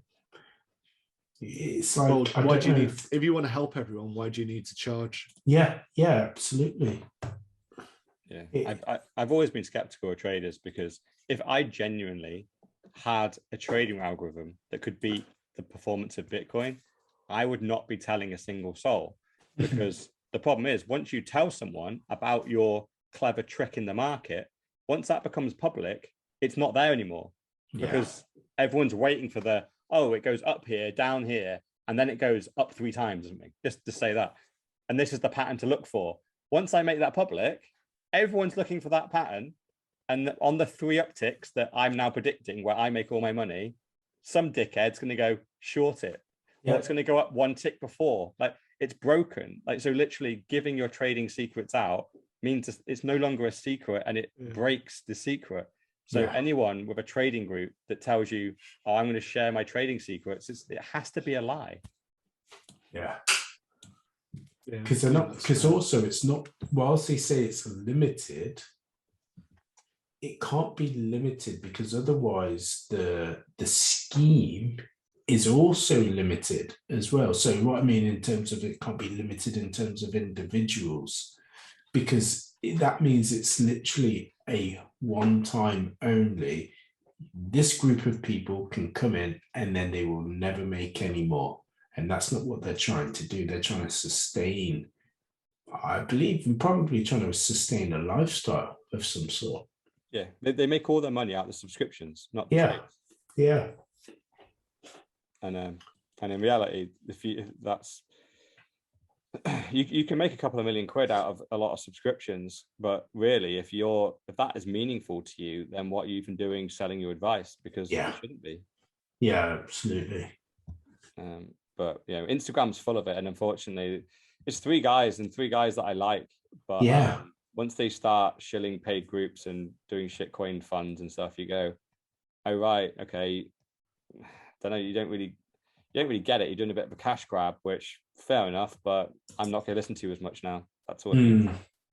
Not that I listen to you that much anyway. Whenever I listen to price prediction guys, I kind of switch off largely. It's just entertainment. I much rather listen to a Saifedean or like one of the core developers talk about the inner workings of Bitcoin. Whenever I listen to a trader, I just go, look, just skip your prediction, mate. What's the price going to be this time next year? Okay, fine. Switch it off. I don't even listen to the price predictions because I feel like everybody now is just trying to outdo everybody just for the headline. I just don't think you can understand something as it's currently still trying to find its utility. Yeah. It's completely speculative. I just don't understand how you can predict the price accurately. Well, it's not. I don't believe it's accurate. I just think it happens.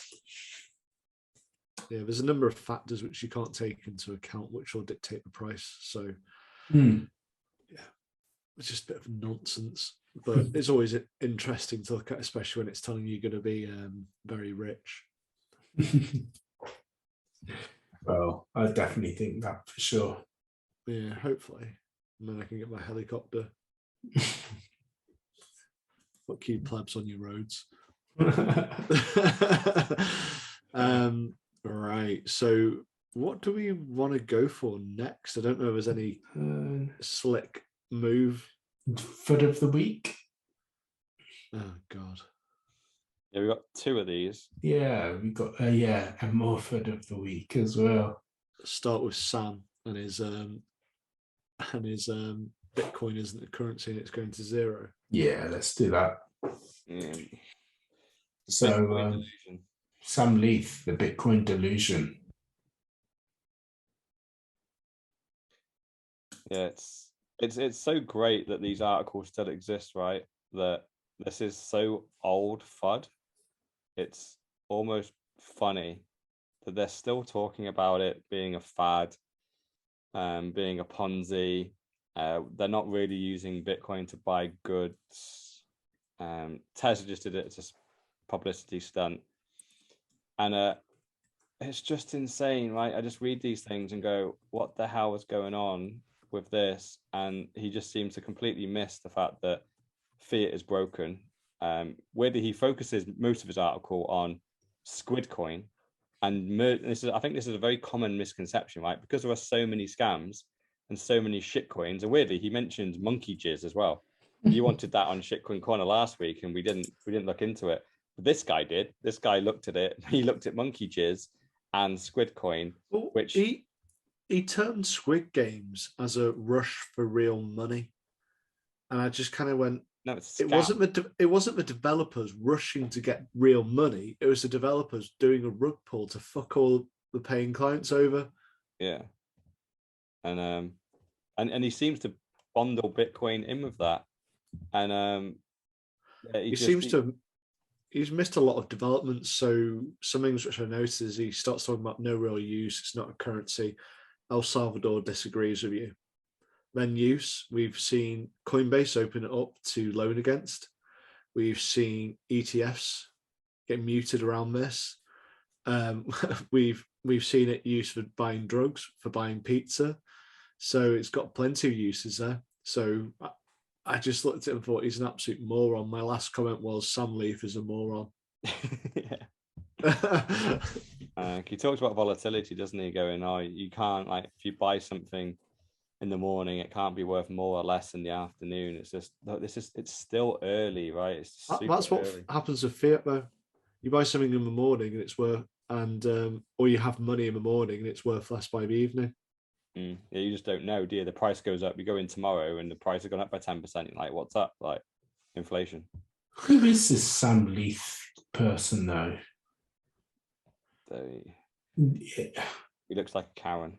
Yeah, because there's no. Like Oh my god! I just googled him, and his eyes are so deep.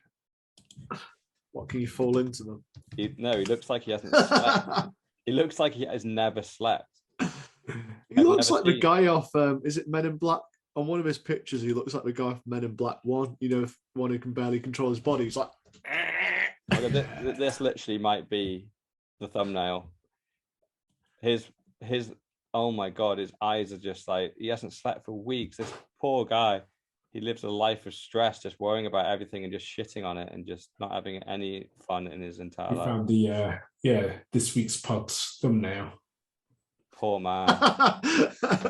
Imagine if he finds a podcast with a picture of himself and literally only about 0.5% of it is actually about him. And he has to listen to like an hour and 40 just to get to his mention, and all he did was get on him for his shit eyes. Yeah. And looking like the alien which is squeezed in the body in Men in Black 1. Because it's just sad, isn't it? Like, I genuinely think people almost build their identity around hating on certain things, and I think we see it in politics a lot. But I think Bitcoin is very divisive, and once you pick your side, you just don't want to change, and especially if you pick the side of hatred. Yeah. And no matter how much new information comes, it's just, nah, it's still a Ponzi. And look, Squid went down by 100%, and then Monkey Jizz also did. It's a scam, and Bitcoin just. I know, like, these coins I just mentioned only lasted for 30 days before they went to zero, and Bitcoin's lasted for 13 years. But it's still a scam, and it's going to go to zero eventually, without realizing that, come on, like, that these are the two you mentioned are genuine scams based on the fact that they're trying to pretend to be Bitcoin to sucker in people that don't know the difference. But Bitcoin is the different one. And there's 9,000 scams and one Bitcoin. That's the thing you need to get through his head. Maybe we should start. Go ahead. I was just going to say, do you think it's like changing your football team after you've come out and said, I support somebody? And no one really does that, do they? I don't think it is. I think it's more just an opinion. We've talked about people who can't change their opinion because they're not humble enough. And you've got many people like that, who are backing something as being a complete scam, as being nonsense, as being rubbish. And it's proven that it's not, and they just can't change their opinion so deep. And that's literally what this is. I think it's an opinion, and I think it applies to a smaller minority. Yeah. People are just stuck in their ways, and he's one of the vocal ones who people go, oh, maybe I should listen to Sam Leaf. But then you go ask yourself, what the fuck does Sam Leaf know about finance? Yeah, but people won't really dig deep into that to then go to that next layer and level to actually see. It's just easier on the mind and on the brain to accept it. So I think one of the key points, you just miss the fact people are holding due to believing. So they're holding the Bitcoin because they see future value in it becoming a currency or store of wealth. Yeah. So that's a whole point which he is absolutely missed. Yeah. Oh my God. And the scarcity. You said, who is Sam Leaf? You never guess where he went to school. Eton. Of course. Then Oxford. Of course, he's the yuppie elite. Then he went to the Daily Mail, then the Daily Telegraph. It's like, he's just a born elitist xenophobe, isn't he? Yeah. So of course now suddenly when I see that, I'm like, well, now he probably has an agenda. He's probably tied in. He hasn't got an agenda. He's just being told what to say. Yeah, maybe he's just a patsy, not knowing what he's doing. But he's been told, write an article that shits on Bitcoin. And really what it is, it's a pro-fiat article. Correct. Without ever mentioning fiat and ever being positive, he's just going rubbish. The alternative is just a scam. So do you like the value of your money being inflated away from you? Do you like not being able to afford what you could the previous year? Do your children want to not be able to afford a home? Stay with fiat. Exactly. And it only works. Staying with fiat only works if you're educated in Eton and then Oxford. Yeah. Then you probably can survive inflation, because mummy and daddy has a housing portfolio of 200 houses, so it doesn't really matter. Yeah. And probably use art to hide money. Yeah, they'll do the whole classic lose 10 million on a picture to write off all their capital gains for the year. So do you think there could be a world in which people use NFTs to write that off? Oh yeah. I think it's happening now as well. Yeah. It's a very legitimate way. People were doing it with transaction fees as well before NFTs existed, where you accidentally put like a $2 million fee on a transaction, but you make sure you're also the miner. So it looks like you lost $2 million. You're like, oh, there's my profit for the year, so I don't pay no tax, Mr. Taxman. But in reality, you receive the mining fee at the other end. So obviously you could never do that on Bitcoin because you can't guarantee you're going to get the fee because it's genuinely decentralized. But on a shitcoin, there's only 3 fucking developers. Say it's me, you, and us 3 here. Yeah. If I needed to go, look, guys, I need to get rid of a 2 million kind of profit for the year. I don't want to pay tax on it.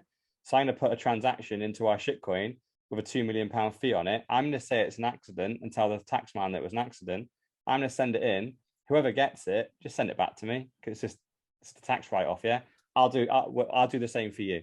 Yeah. And provided us 3 agree, we have 100% of the mining of our shitcoin, and I have a £2 million write-off. Easy. Okay. Crazy. Well, before we get to our last story, I think we've got more for the week, which was a funny video, wasn't it? Oh yeah, of course. Sorry, yeah. Yeah. Did any of you watch Roger? Yeah, I did. I didn't watch it. I listened to it for the content because I was doing some admin. Yeah. Yeah, it seems to be Crack's comedy geriatric, from what I can gather. They obviously want to be governed harder. Because as much as I thought it was a joke, it came across quite serious, right? They're quite damning. Yeah. And like literally threw Bitcoin under the bus quite hard. Said it wasn't as good as real money. It's not accepted anywhere. It's a Ponzi. It's just for drug dealers. And then they also alluded to the fact that apparently we're in fan of lowering the legal age of consent for sex. I don't really get where you got that from. Yeah. Which I thought was quite a bit of slander, basically almost calling Bitcoiners pedophiles somehow. Yeah. I'm like, oh, that's a new one. I was going to say he's got it mixed up with his groups. That's the elites. When we go to Pedo Island. Yeah, I'm going to watch Joe Biden sniff some girl's hair. Allegedly. Allegedly. No, it's on the internet. Do you see Biden? Someone died, and there was like some kid of a dad had died, and some kid was standing in front of him. And the kid's there, and he grabs it, moves it towards his crotch, bends down, like kisses it on the cheek a couple of times, rubs his head, and the kid and then just wanders off. And someone obviously memed it and put some love song over the top of it. but even without the love song, it is still creepy. Like, that is not his kid. Like, you're not allowed to grab. And the kid was young. He's like, I don't know, about 7 or 8, I'd guess. And just moving it towards him, like right into his crotch, and then to kiss kiss his cheek and rub his head. You're like, mate, that's weird. What are you doing? Yeah. You're doing that in public when there's a dozen cameras pointing at you. Yeah. The Democrat supporters will still stick up for him. Yeah. Well, weirdly, if I find a tweet, if you look at the comments, everyone goes, "That's just a granddad," and you're weird for thinking that's even slightly sexual. You go, it's not his grandkid though. It is weird. It is weird, and you're just blind for not seeing it. Like, this guy is a fucking pedophile. Yeah, it's funny. Allegedly. Well, he also allegedly shit himself when he met the Pope. Is that real? I've seen it in like comments, but I haven't actually known what it refers to. Well, he had a meeting with the Pope, and apparently he lost control of his bowels, and people have seen the trousers that he entered with, and then the trousers that he left with, and people are saying that actually happened. No way. Oh, I love that one. Yeah. And of course, we obviously saw him at that conference where he fell asleep as well. And you just got to think, this guy's what, 81? Is it? 80, these things happen. It was weird because someone actually shared a clip of Biden from, I think, 20 years ago. And he was so on it. He's there, he's active. Admittedly, I think whatever he was talking about, I disagreed with him. But you've got to go, he's mentally there. He's talking fast. He's really pronunciation his words, and he's got good points, and people are asking him questions. He's coming back. That's the Joe Biden, right? That he wasn't always completely incompetent. The poor guy has dementia now, right? And it completely breaks the illusion that the president is just a puppet, and the elite behind the scenes are the ones pulling the strings. You've got to put people that can speak in front. I know you need someone stupid who's going to be a puppet that does everything he says, but Jesus Christ, you can't put a dementia patient there. It kind of breaks the illusion. We know he's not making any decisions. He shit himself. Come on. Yeah. He doesn't know when he's going to go for a shit. Never mind when he's going to fucking do anything else. I've Googled Joe Biden pooping, and it's come up with a load of things denying it, but that's Google. You have to go and DuckDuckGo. Yeah. I'll do it on my phone. Do you really think that Google's going to allow that information? It's come up with the dreaded words of fact check, and I'm just like, when you see fact check, you just think bullshit. Yeah. It basically means government whitewashers say. Yeah. So in that, it probably is true. Yeah, the fact they're trying to cover it up. Yeah. What do we want to move on to now? Because we kind of got two unrelated subjects. I suppose Bitcoin continually got the Compass mining story from Mr. All-In. Yeah, I think it's an interesting story because obviously we've talked about mining numerous times, haven't we? Mm. And we were going to start it up in your flat, weren't we? Yeah.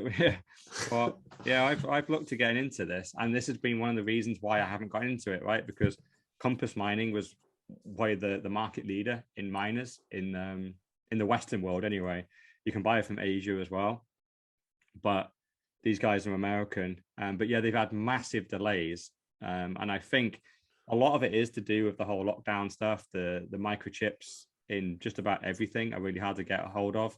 I know Elon Musk has been tweeting about the same chips that he needs to put into his Teslas, and it's stopping their supply as well.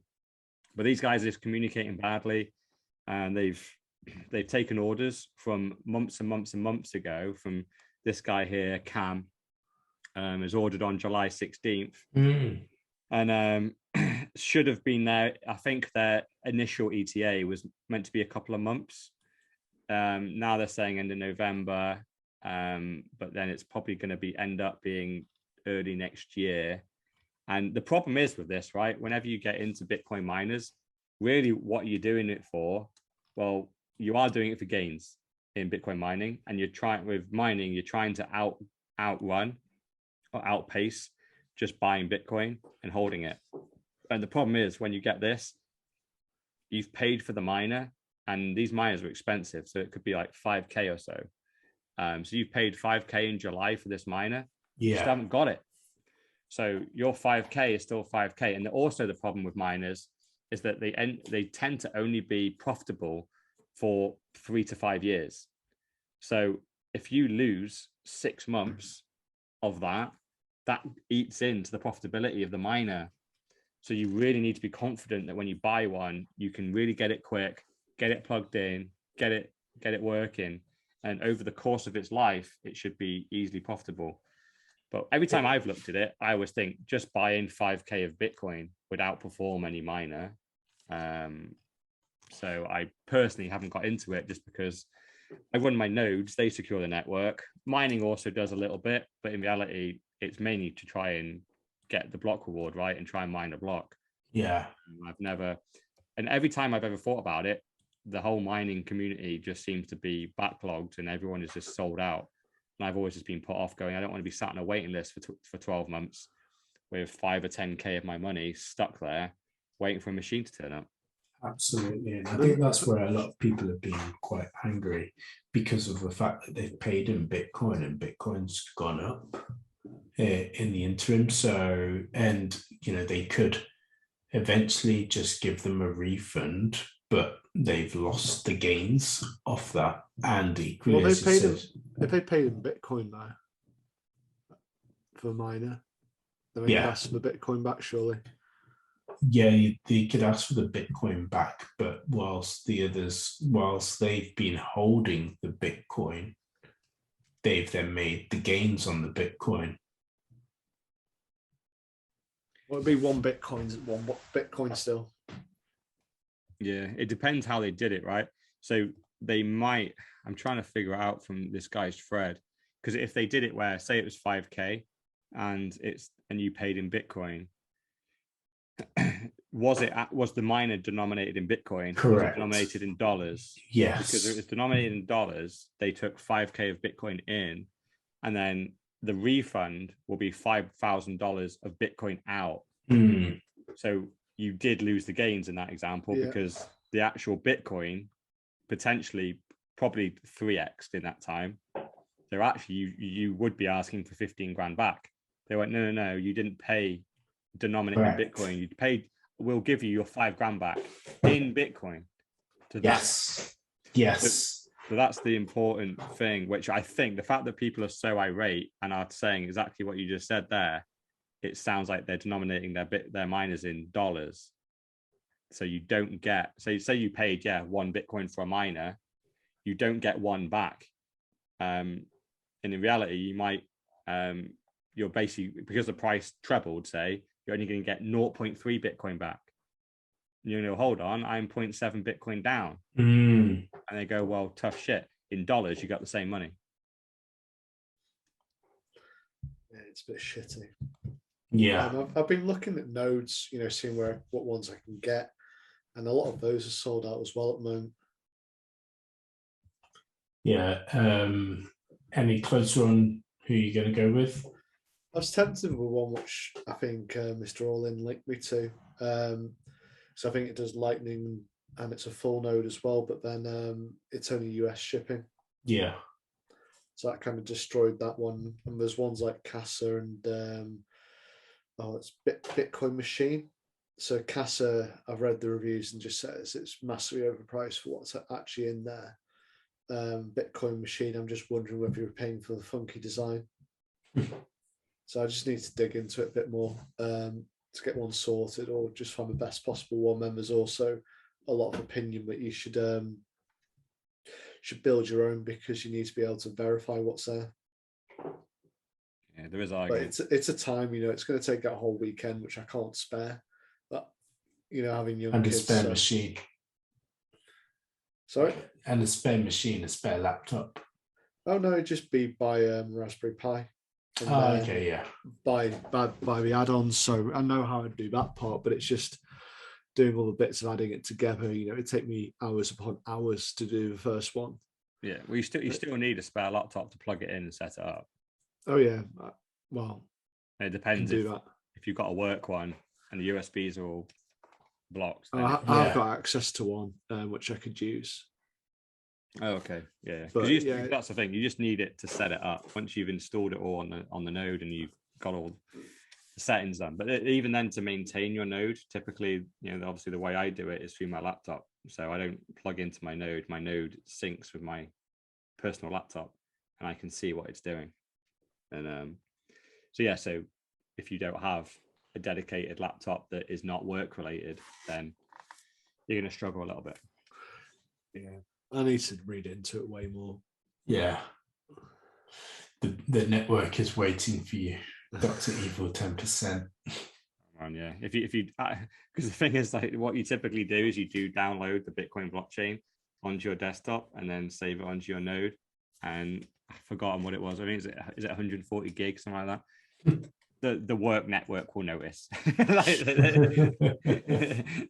They'll automatically probably assume you've just downloaded a massive gigabank of porn, and then they'll look into it and go, "What the fuck is this load of shit?" And they'll then probably at some point ask you a question, go, "What the hell is this?" And you'll be like, "Oh, don't worry, it's the Bitcoin blockchain. Just ignore it."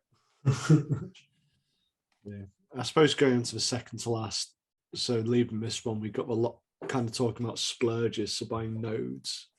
Yeah, so there's a lot of remorse, which I don't think is particularly surprising, is it? About what people bought over the last 2 years when they've been bored, locked away. well, I think that, and maybe also the fact that Christmas is coming up and they need the cash to probably buy new gifts. So they see the errors of their ways. Right, let's get rid of this to then get something maybe a little bit more meaningful. Yeah, I think the Peloton share price has taken a beating over the last few weeks, hasn't it? As everyone's just gone, why the fuck have I got this expensive clothes horse with a monthly subscription? Yeah.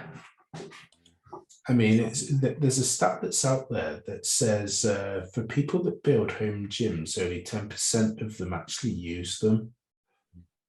So for those that went out and got Pelotons at whatever price that they were, about 2K, plus your monthly fee of 50 a month on top. Yeah, great through lockdown. Absolutely, because the gyms were shut. But right now, if you haven't got the dedication and the discipline to get onto it, then it is just going to collect dust. So might pick myself up a bargain. I've just gone onto eBay and had a quick look at bikes. It's absolutely ram full. Yeah. And these bikes look pristine. I will be having a look around trying to find a gravel bike. Yeah, it's probably a good time to buy a load of fitness equipment just before Christmas, because that lockdown stuff's coming online. People try and raise money for their Christmas presents. And there's going to be that rush in January, so I do think it's probably a great time now. Because there's a great stat in here, right? So 1 in 10 people regret at least one of their purchases made in 2020, and an average spend of $2,000 each. So that's 10% of people regretting a two grand spend. So you just see, people were just bored, weren't they? They were just buying stuff for their house. Everyone had these big plans. Extra money that they were having as well, with no travel. Yeah, you can't go out. You can't do anything. People just living in their pants. Yeah, no holidays. Instead of taking that money, investing it, doing something sensible, they just splurged it. And guess what? Even saving it, I know. People, what a surprise. People regretting hot tubs, Pelotons. What a surprise. What a surprise people regret this stuff. And if anything, it's refreshing to see an article that actually shows that people are regretting these high time preference decisions. Normally they celebrate them and go, "Oh, isn't it great that people are enjoying their money and everyone's getting fit?" It's like, they're not, though, are they? People are buying stuff that helps you get fit and then not use it. So all they did was got poorer. So yeah. You've also got rescue homes full of dogs and cats. Oh, really? Oh yeah, that's been building up lately as people have gone back to work and we're like, oh shit, I can't look after my dog, so I've got to go back to the office, or the dog's so much more work now it's fully grown. I don't think that my next door will be listening, but they're prime example. Bought a hot tub, got an extra dog. I think maybe even 2 dogs. like literally they got 3 dogs and they had one already, obviously the existing dog. So yeah, it's not a jealousy thing whatsoever. It's just what are you doing? Like, think. Yeah, you're an adult. These things have consequences. Yeah, absolutely. I can pretty much imagine that the novelty of the hot tub has already worn off. Don't do it. Yeah. And having 3 dogs, I'm sure, is great when you live your life and it's nice and sunny and everyone's at home, everyone's working at home. The second the 2 parents go off to work, those dogs can be running around, whipping the house to shreds. And what's even worse as well is I've seen this with my sister, who's a vet, and these animals are getting separation anxiety because they're super used to having their owners around 24/7, and everyone's going back out to work now, and the animals are genuinely getting anxiety. And dogs that get anxious whip stuff up. They piss and shit everywhere, and it's not fun for anyone when that happens. Do you know what my cats do? Go and kill the local wildlife. Do you not do that anyway, though? Yeah, but when you're out for a whole day, they'll just go and maim things. Oh, so normally he would stay in and like chill, but because he's bored, he goes out and kills stuff. Well, they do it every day, but I think they just have more vengeance when you're out. Yeah. You need to get him a massive bell that rings really loud. Oh, they both got bells on, but we managed to kill everything. I don't know how. So you can hear them going around the house. Stealth. Yeah. Right. So going on to the and finally. So never look. I think this is your story. Yeah. So brothel offers free sex sessions to patrons who get COVID vax on site. So this was in Austria. So to encourage people to get the vaccine, they are openly, saying, sit down, get your jab, and then have a jab. Have a jab. Literally, yeah. It's just strange, and it seems like you couldn't make it up. But if you get the jab between 4 and 10, then you will have a free 30-minute session in the Skin Merchants VIP Club with a lady of their choice. I must admit, I'm not vaccinated, but I have never been more incentivized. I was trying to make out what they really meant, because it isn't clear whether it is a bit of a sex session, BJ session. It said something about role play. So it's not 100% what they're actually offering there. No, it is. Oh. It genuinely is, yeah. I watched a little video on it, and I saw numerous pieces on Twitter about it. And yeah, the girl, basically what it is, the government have subsidized these brothels, and they will pay them whatever they would have paid for that blowjob or 30 minutes. They can redeem it from the government instead, provided it's in Austria as well. You what?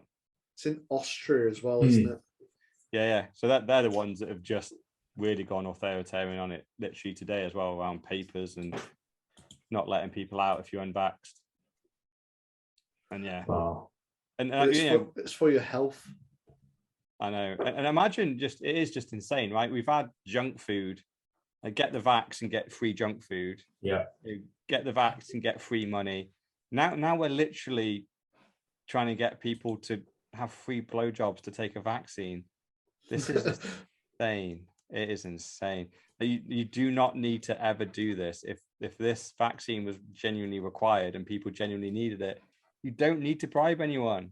You just don't. Like, people will rush out and queue and like fight to be in the front because they're scared of the thing that is supposed to be killing them. But when you need to get guys in and offer them sex workers to have a vaccine, you're like, what's going on here? This is weird. Yeah. This is very, very weird.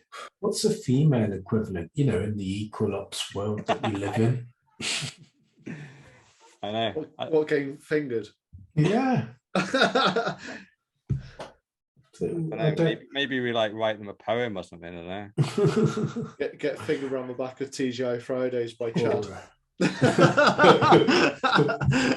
Maybe just do the washing up. Yeah. Make him a sandwich. Yeah, get a man to come around your house and do the washing up, make you a sandwich, maybe a cheeky finger, and provided you get vaxxed. Yeah.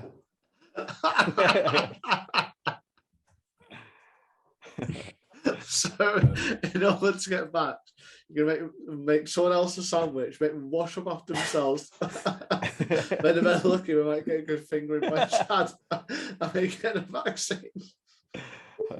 Fucking lucky lady. Oh God, we're not in charge, are we? If I was in charge and I had to do this shit and they had like a load of paedophile charges against me, at least I make it fucking entertaining. I've got a gun to my head and I have to follow through on this stuff. So I'd be like, let's just make it funny.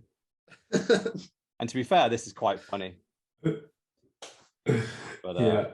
It's literally, you know, like, again, always talk about it, but clown world. We need a single imagery for clown world. We need to merge the clown and the world together and just that. And this is clown world yet again. What the Who would fuck? have ever thought? Who would have ever thought at the beginning of the pandemic that, oh well, it'll be okay. You can just get free blowjobs at the end of it. Just take this jab. Everyone that got vaccinated about a free blowjob, but they got it. Yeah. It's like all I got was heart disease. Or in America, we got a free burger. It's just like, oh, but I wanted a blowjob instead.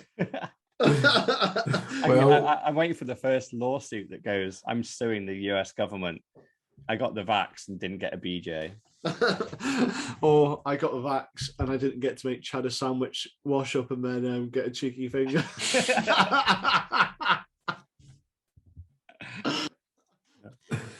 I wonder what they'll do for the booster shot. So, you know, they're still going to have to encourage people to get the booster. Yeah. I must admit, I do think it's switching from the carrot and the stick. So at the moment, we're just finishing the carrot stage. Yeah. What in the UK? I think probably globally. I mean, this is probably the last of it. This story that we're literally reading right now. Correct. And I think we're switching now to the stick.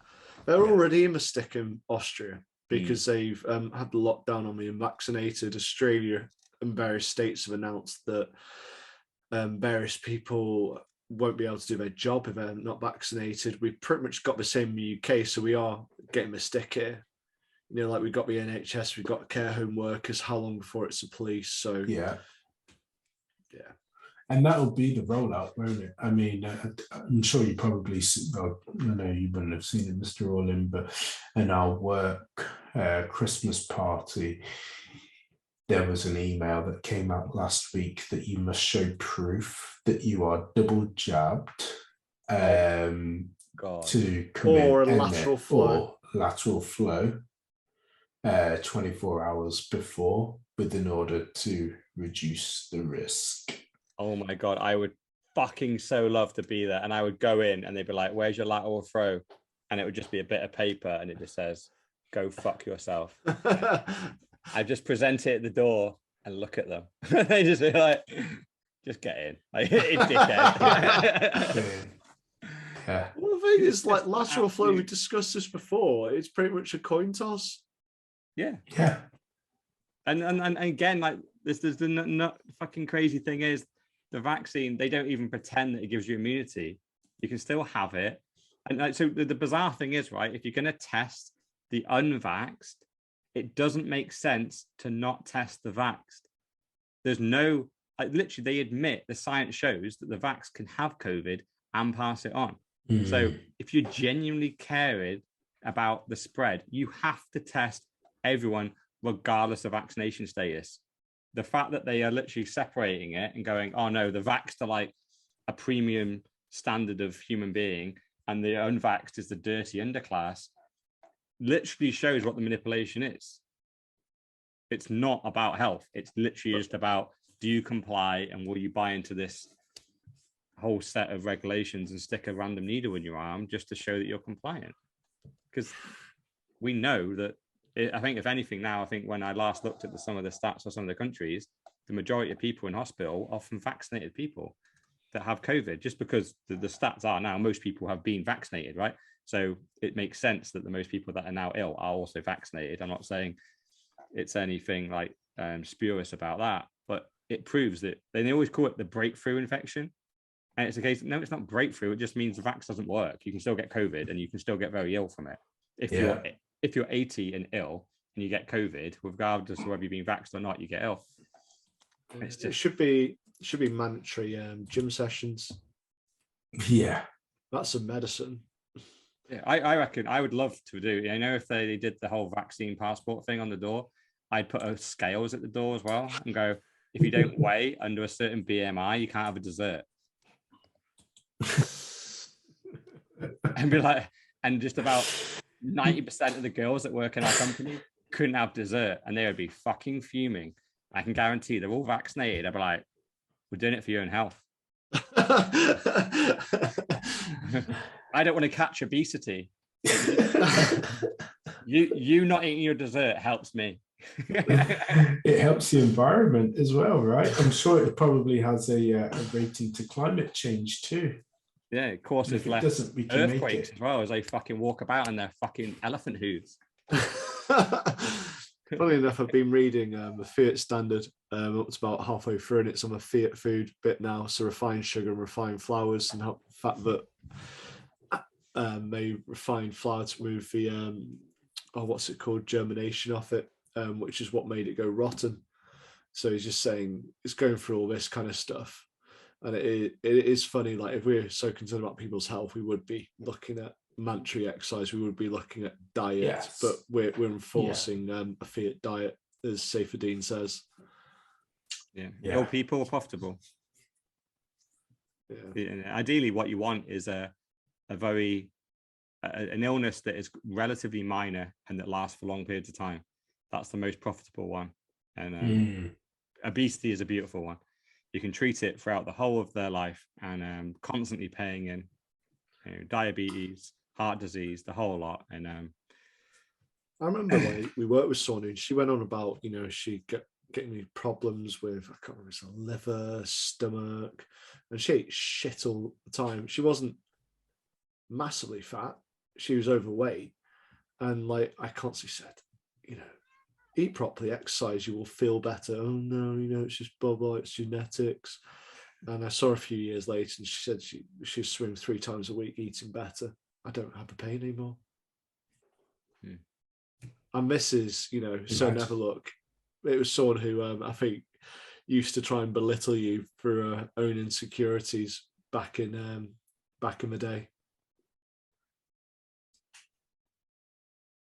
Okay, put it in the chat. Yeah. Yeah, I remember a very obese young lady that used to work for our company, and she used to eat like an entire pack of donuts just to go to before she went to a meeting, and then she had her stomach stapled and made much smaller.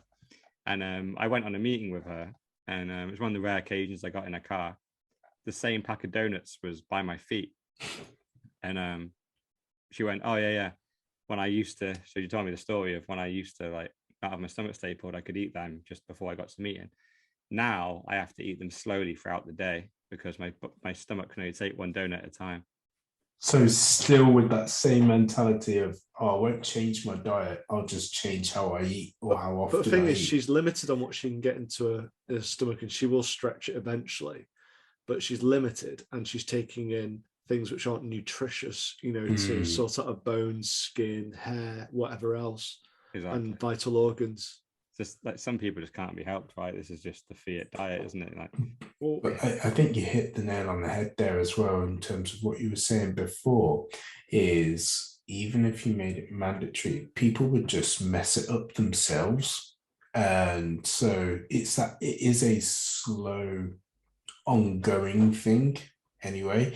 80% of people would just continue and wouldn't get out of the program. no matter how much help that you gave to them or offered to give, they'd have to do the work, which is the hard part. Yeah, sugar's like more addictive than cocaine. Yeah. And it's so cheap. And the thing with bread as well, it's addictive. You know, as well, refined flours, it's exactly the same with the sugar, probably not as much as sugar, but people are just on it all the time and they're destroying themselves, but they don't realize. And they say, you know, some people are like, oh, I'm fairly slim, so I'm all right. You're not. Your insides are rotting. But I suppose this is kind of like getting onto a completely different subject.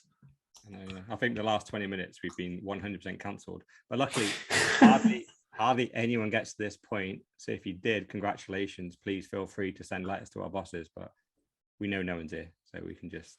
So good. But we probably will be cancelled in 10 years' time when people come back to episode 30, brought to you by Dr. Evil 10%, Mr. All In and Sir Neverlook. But by that time, we'll all have jet skis.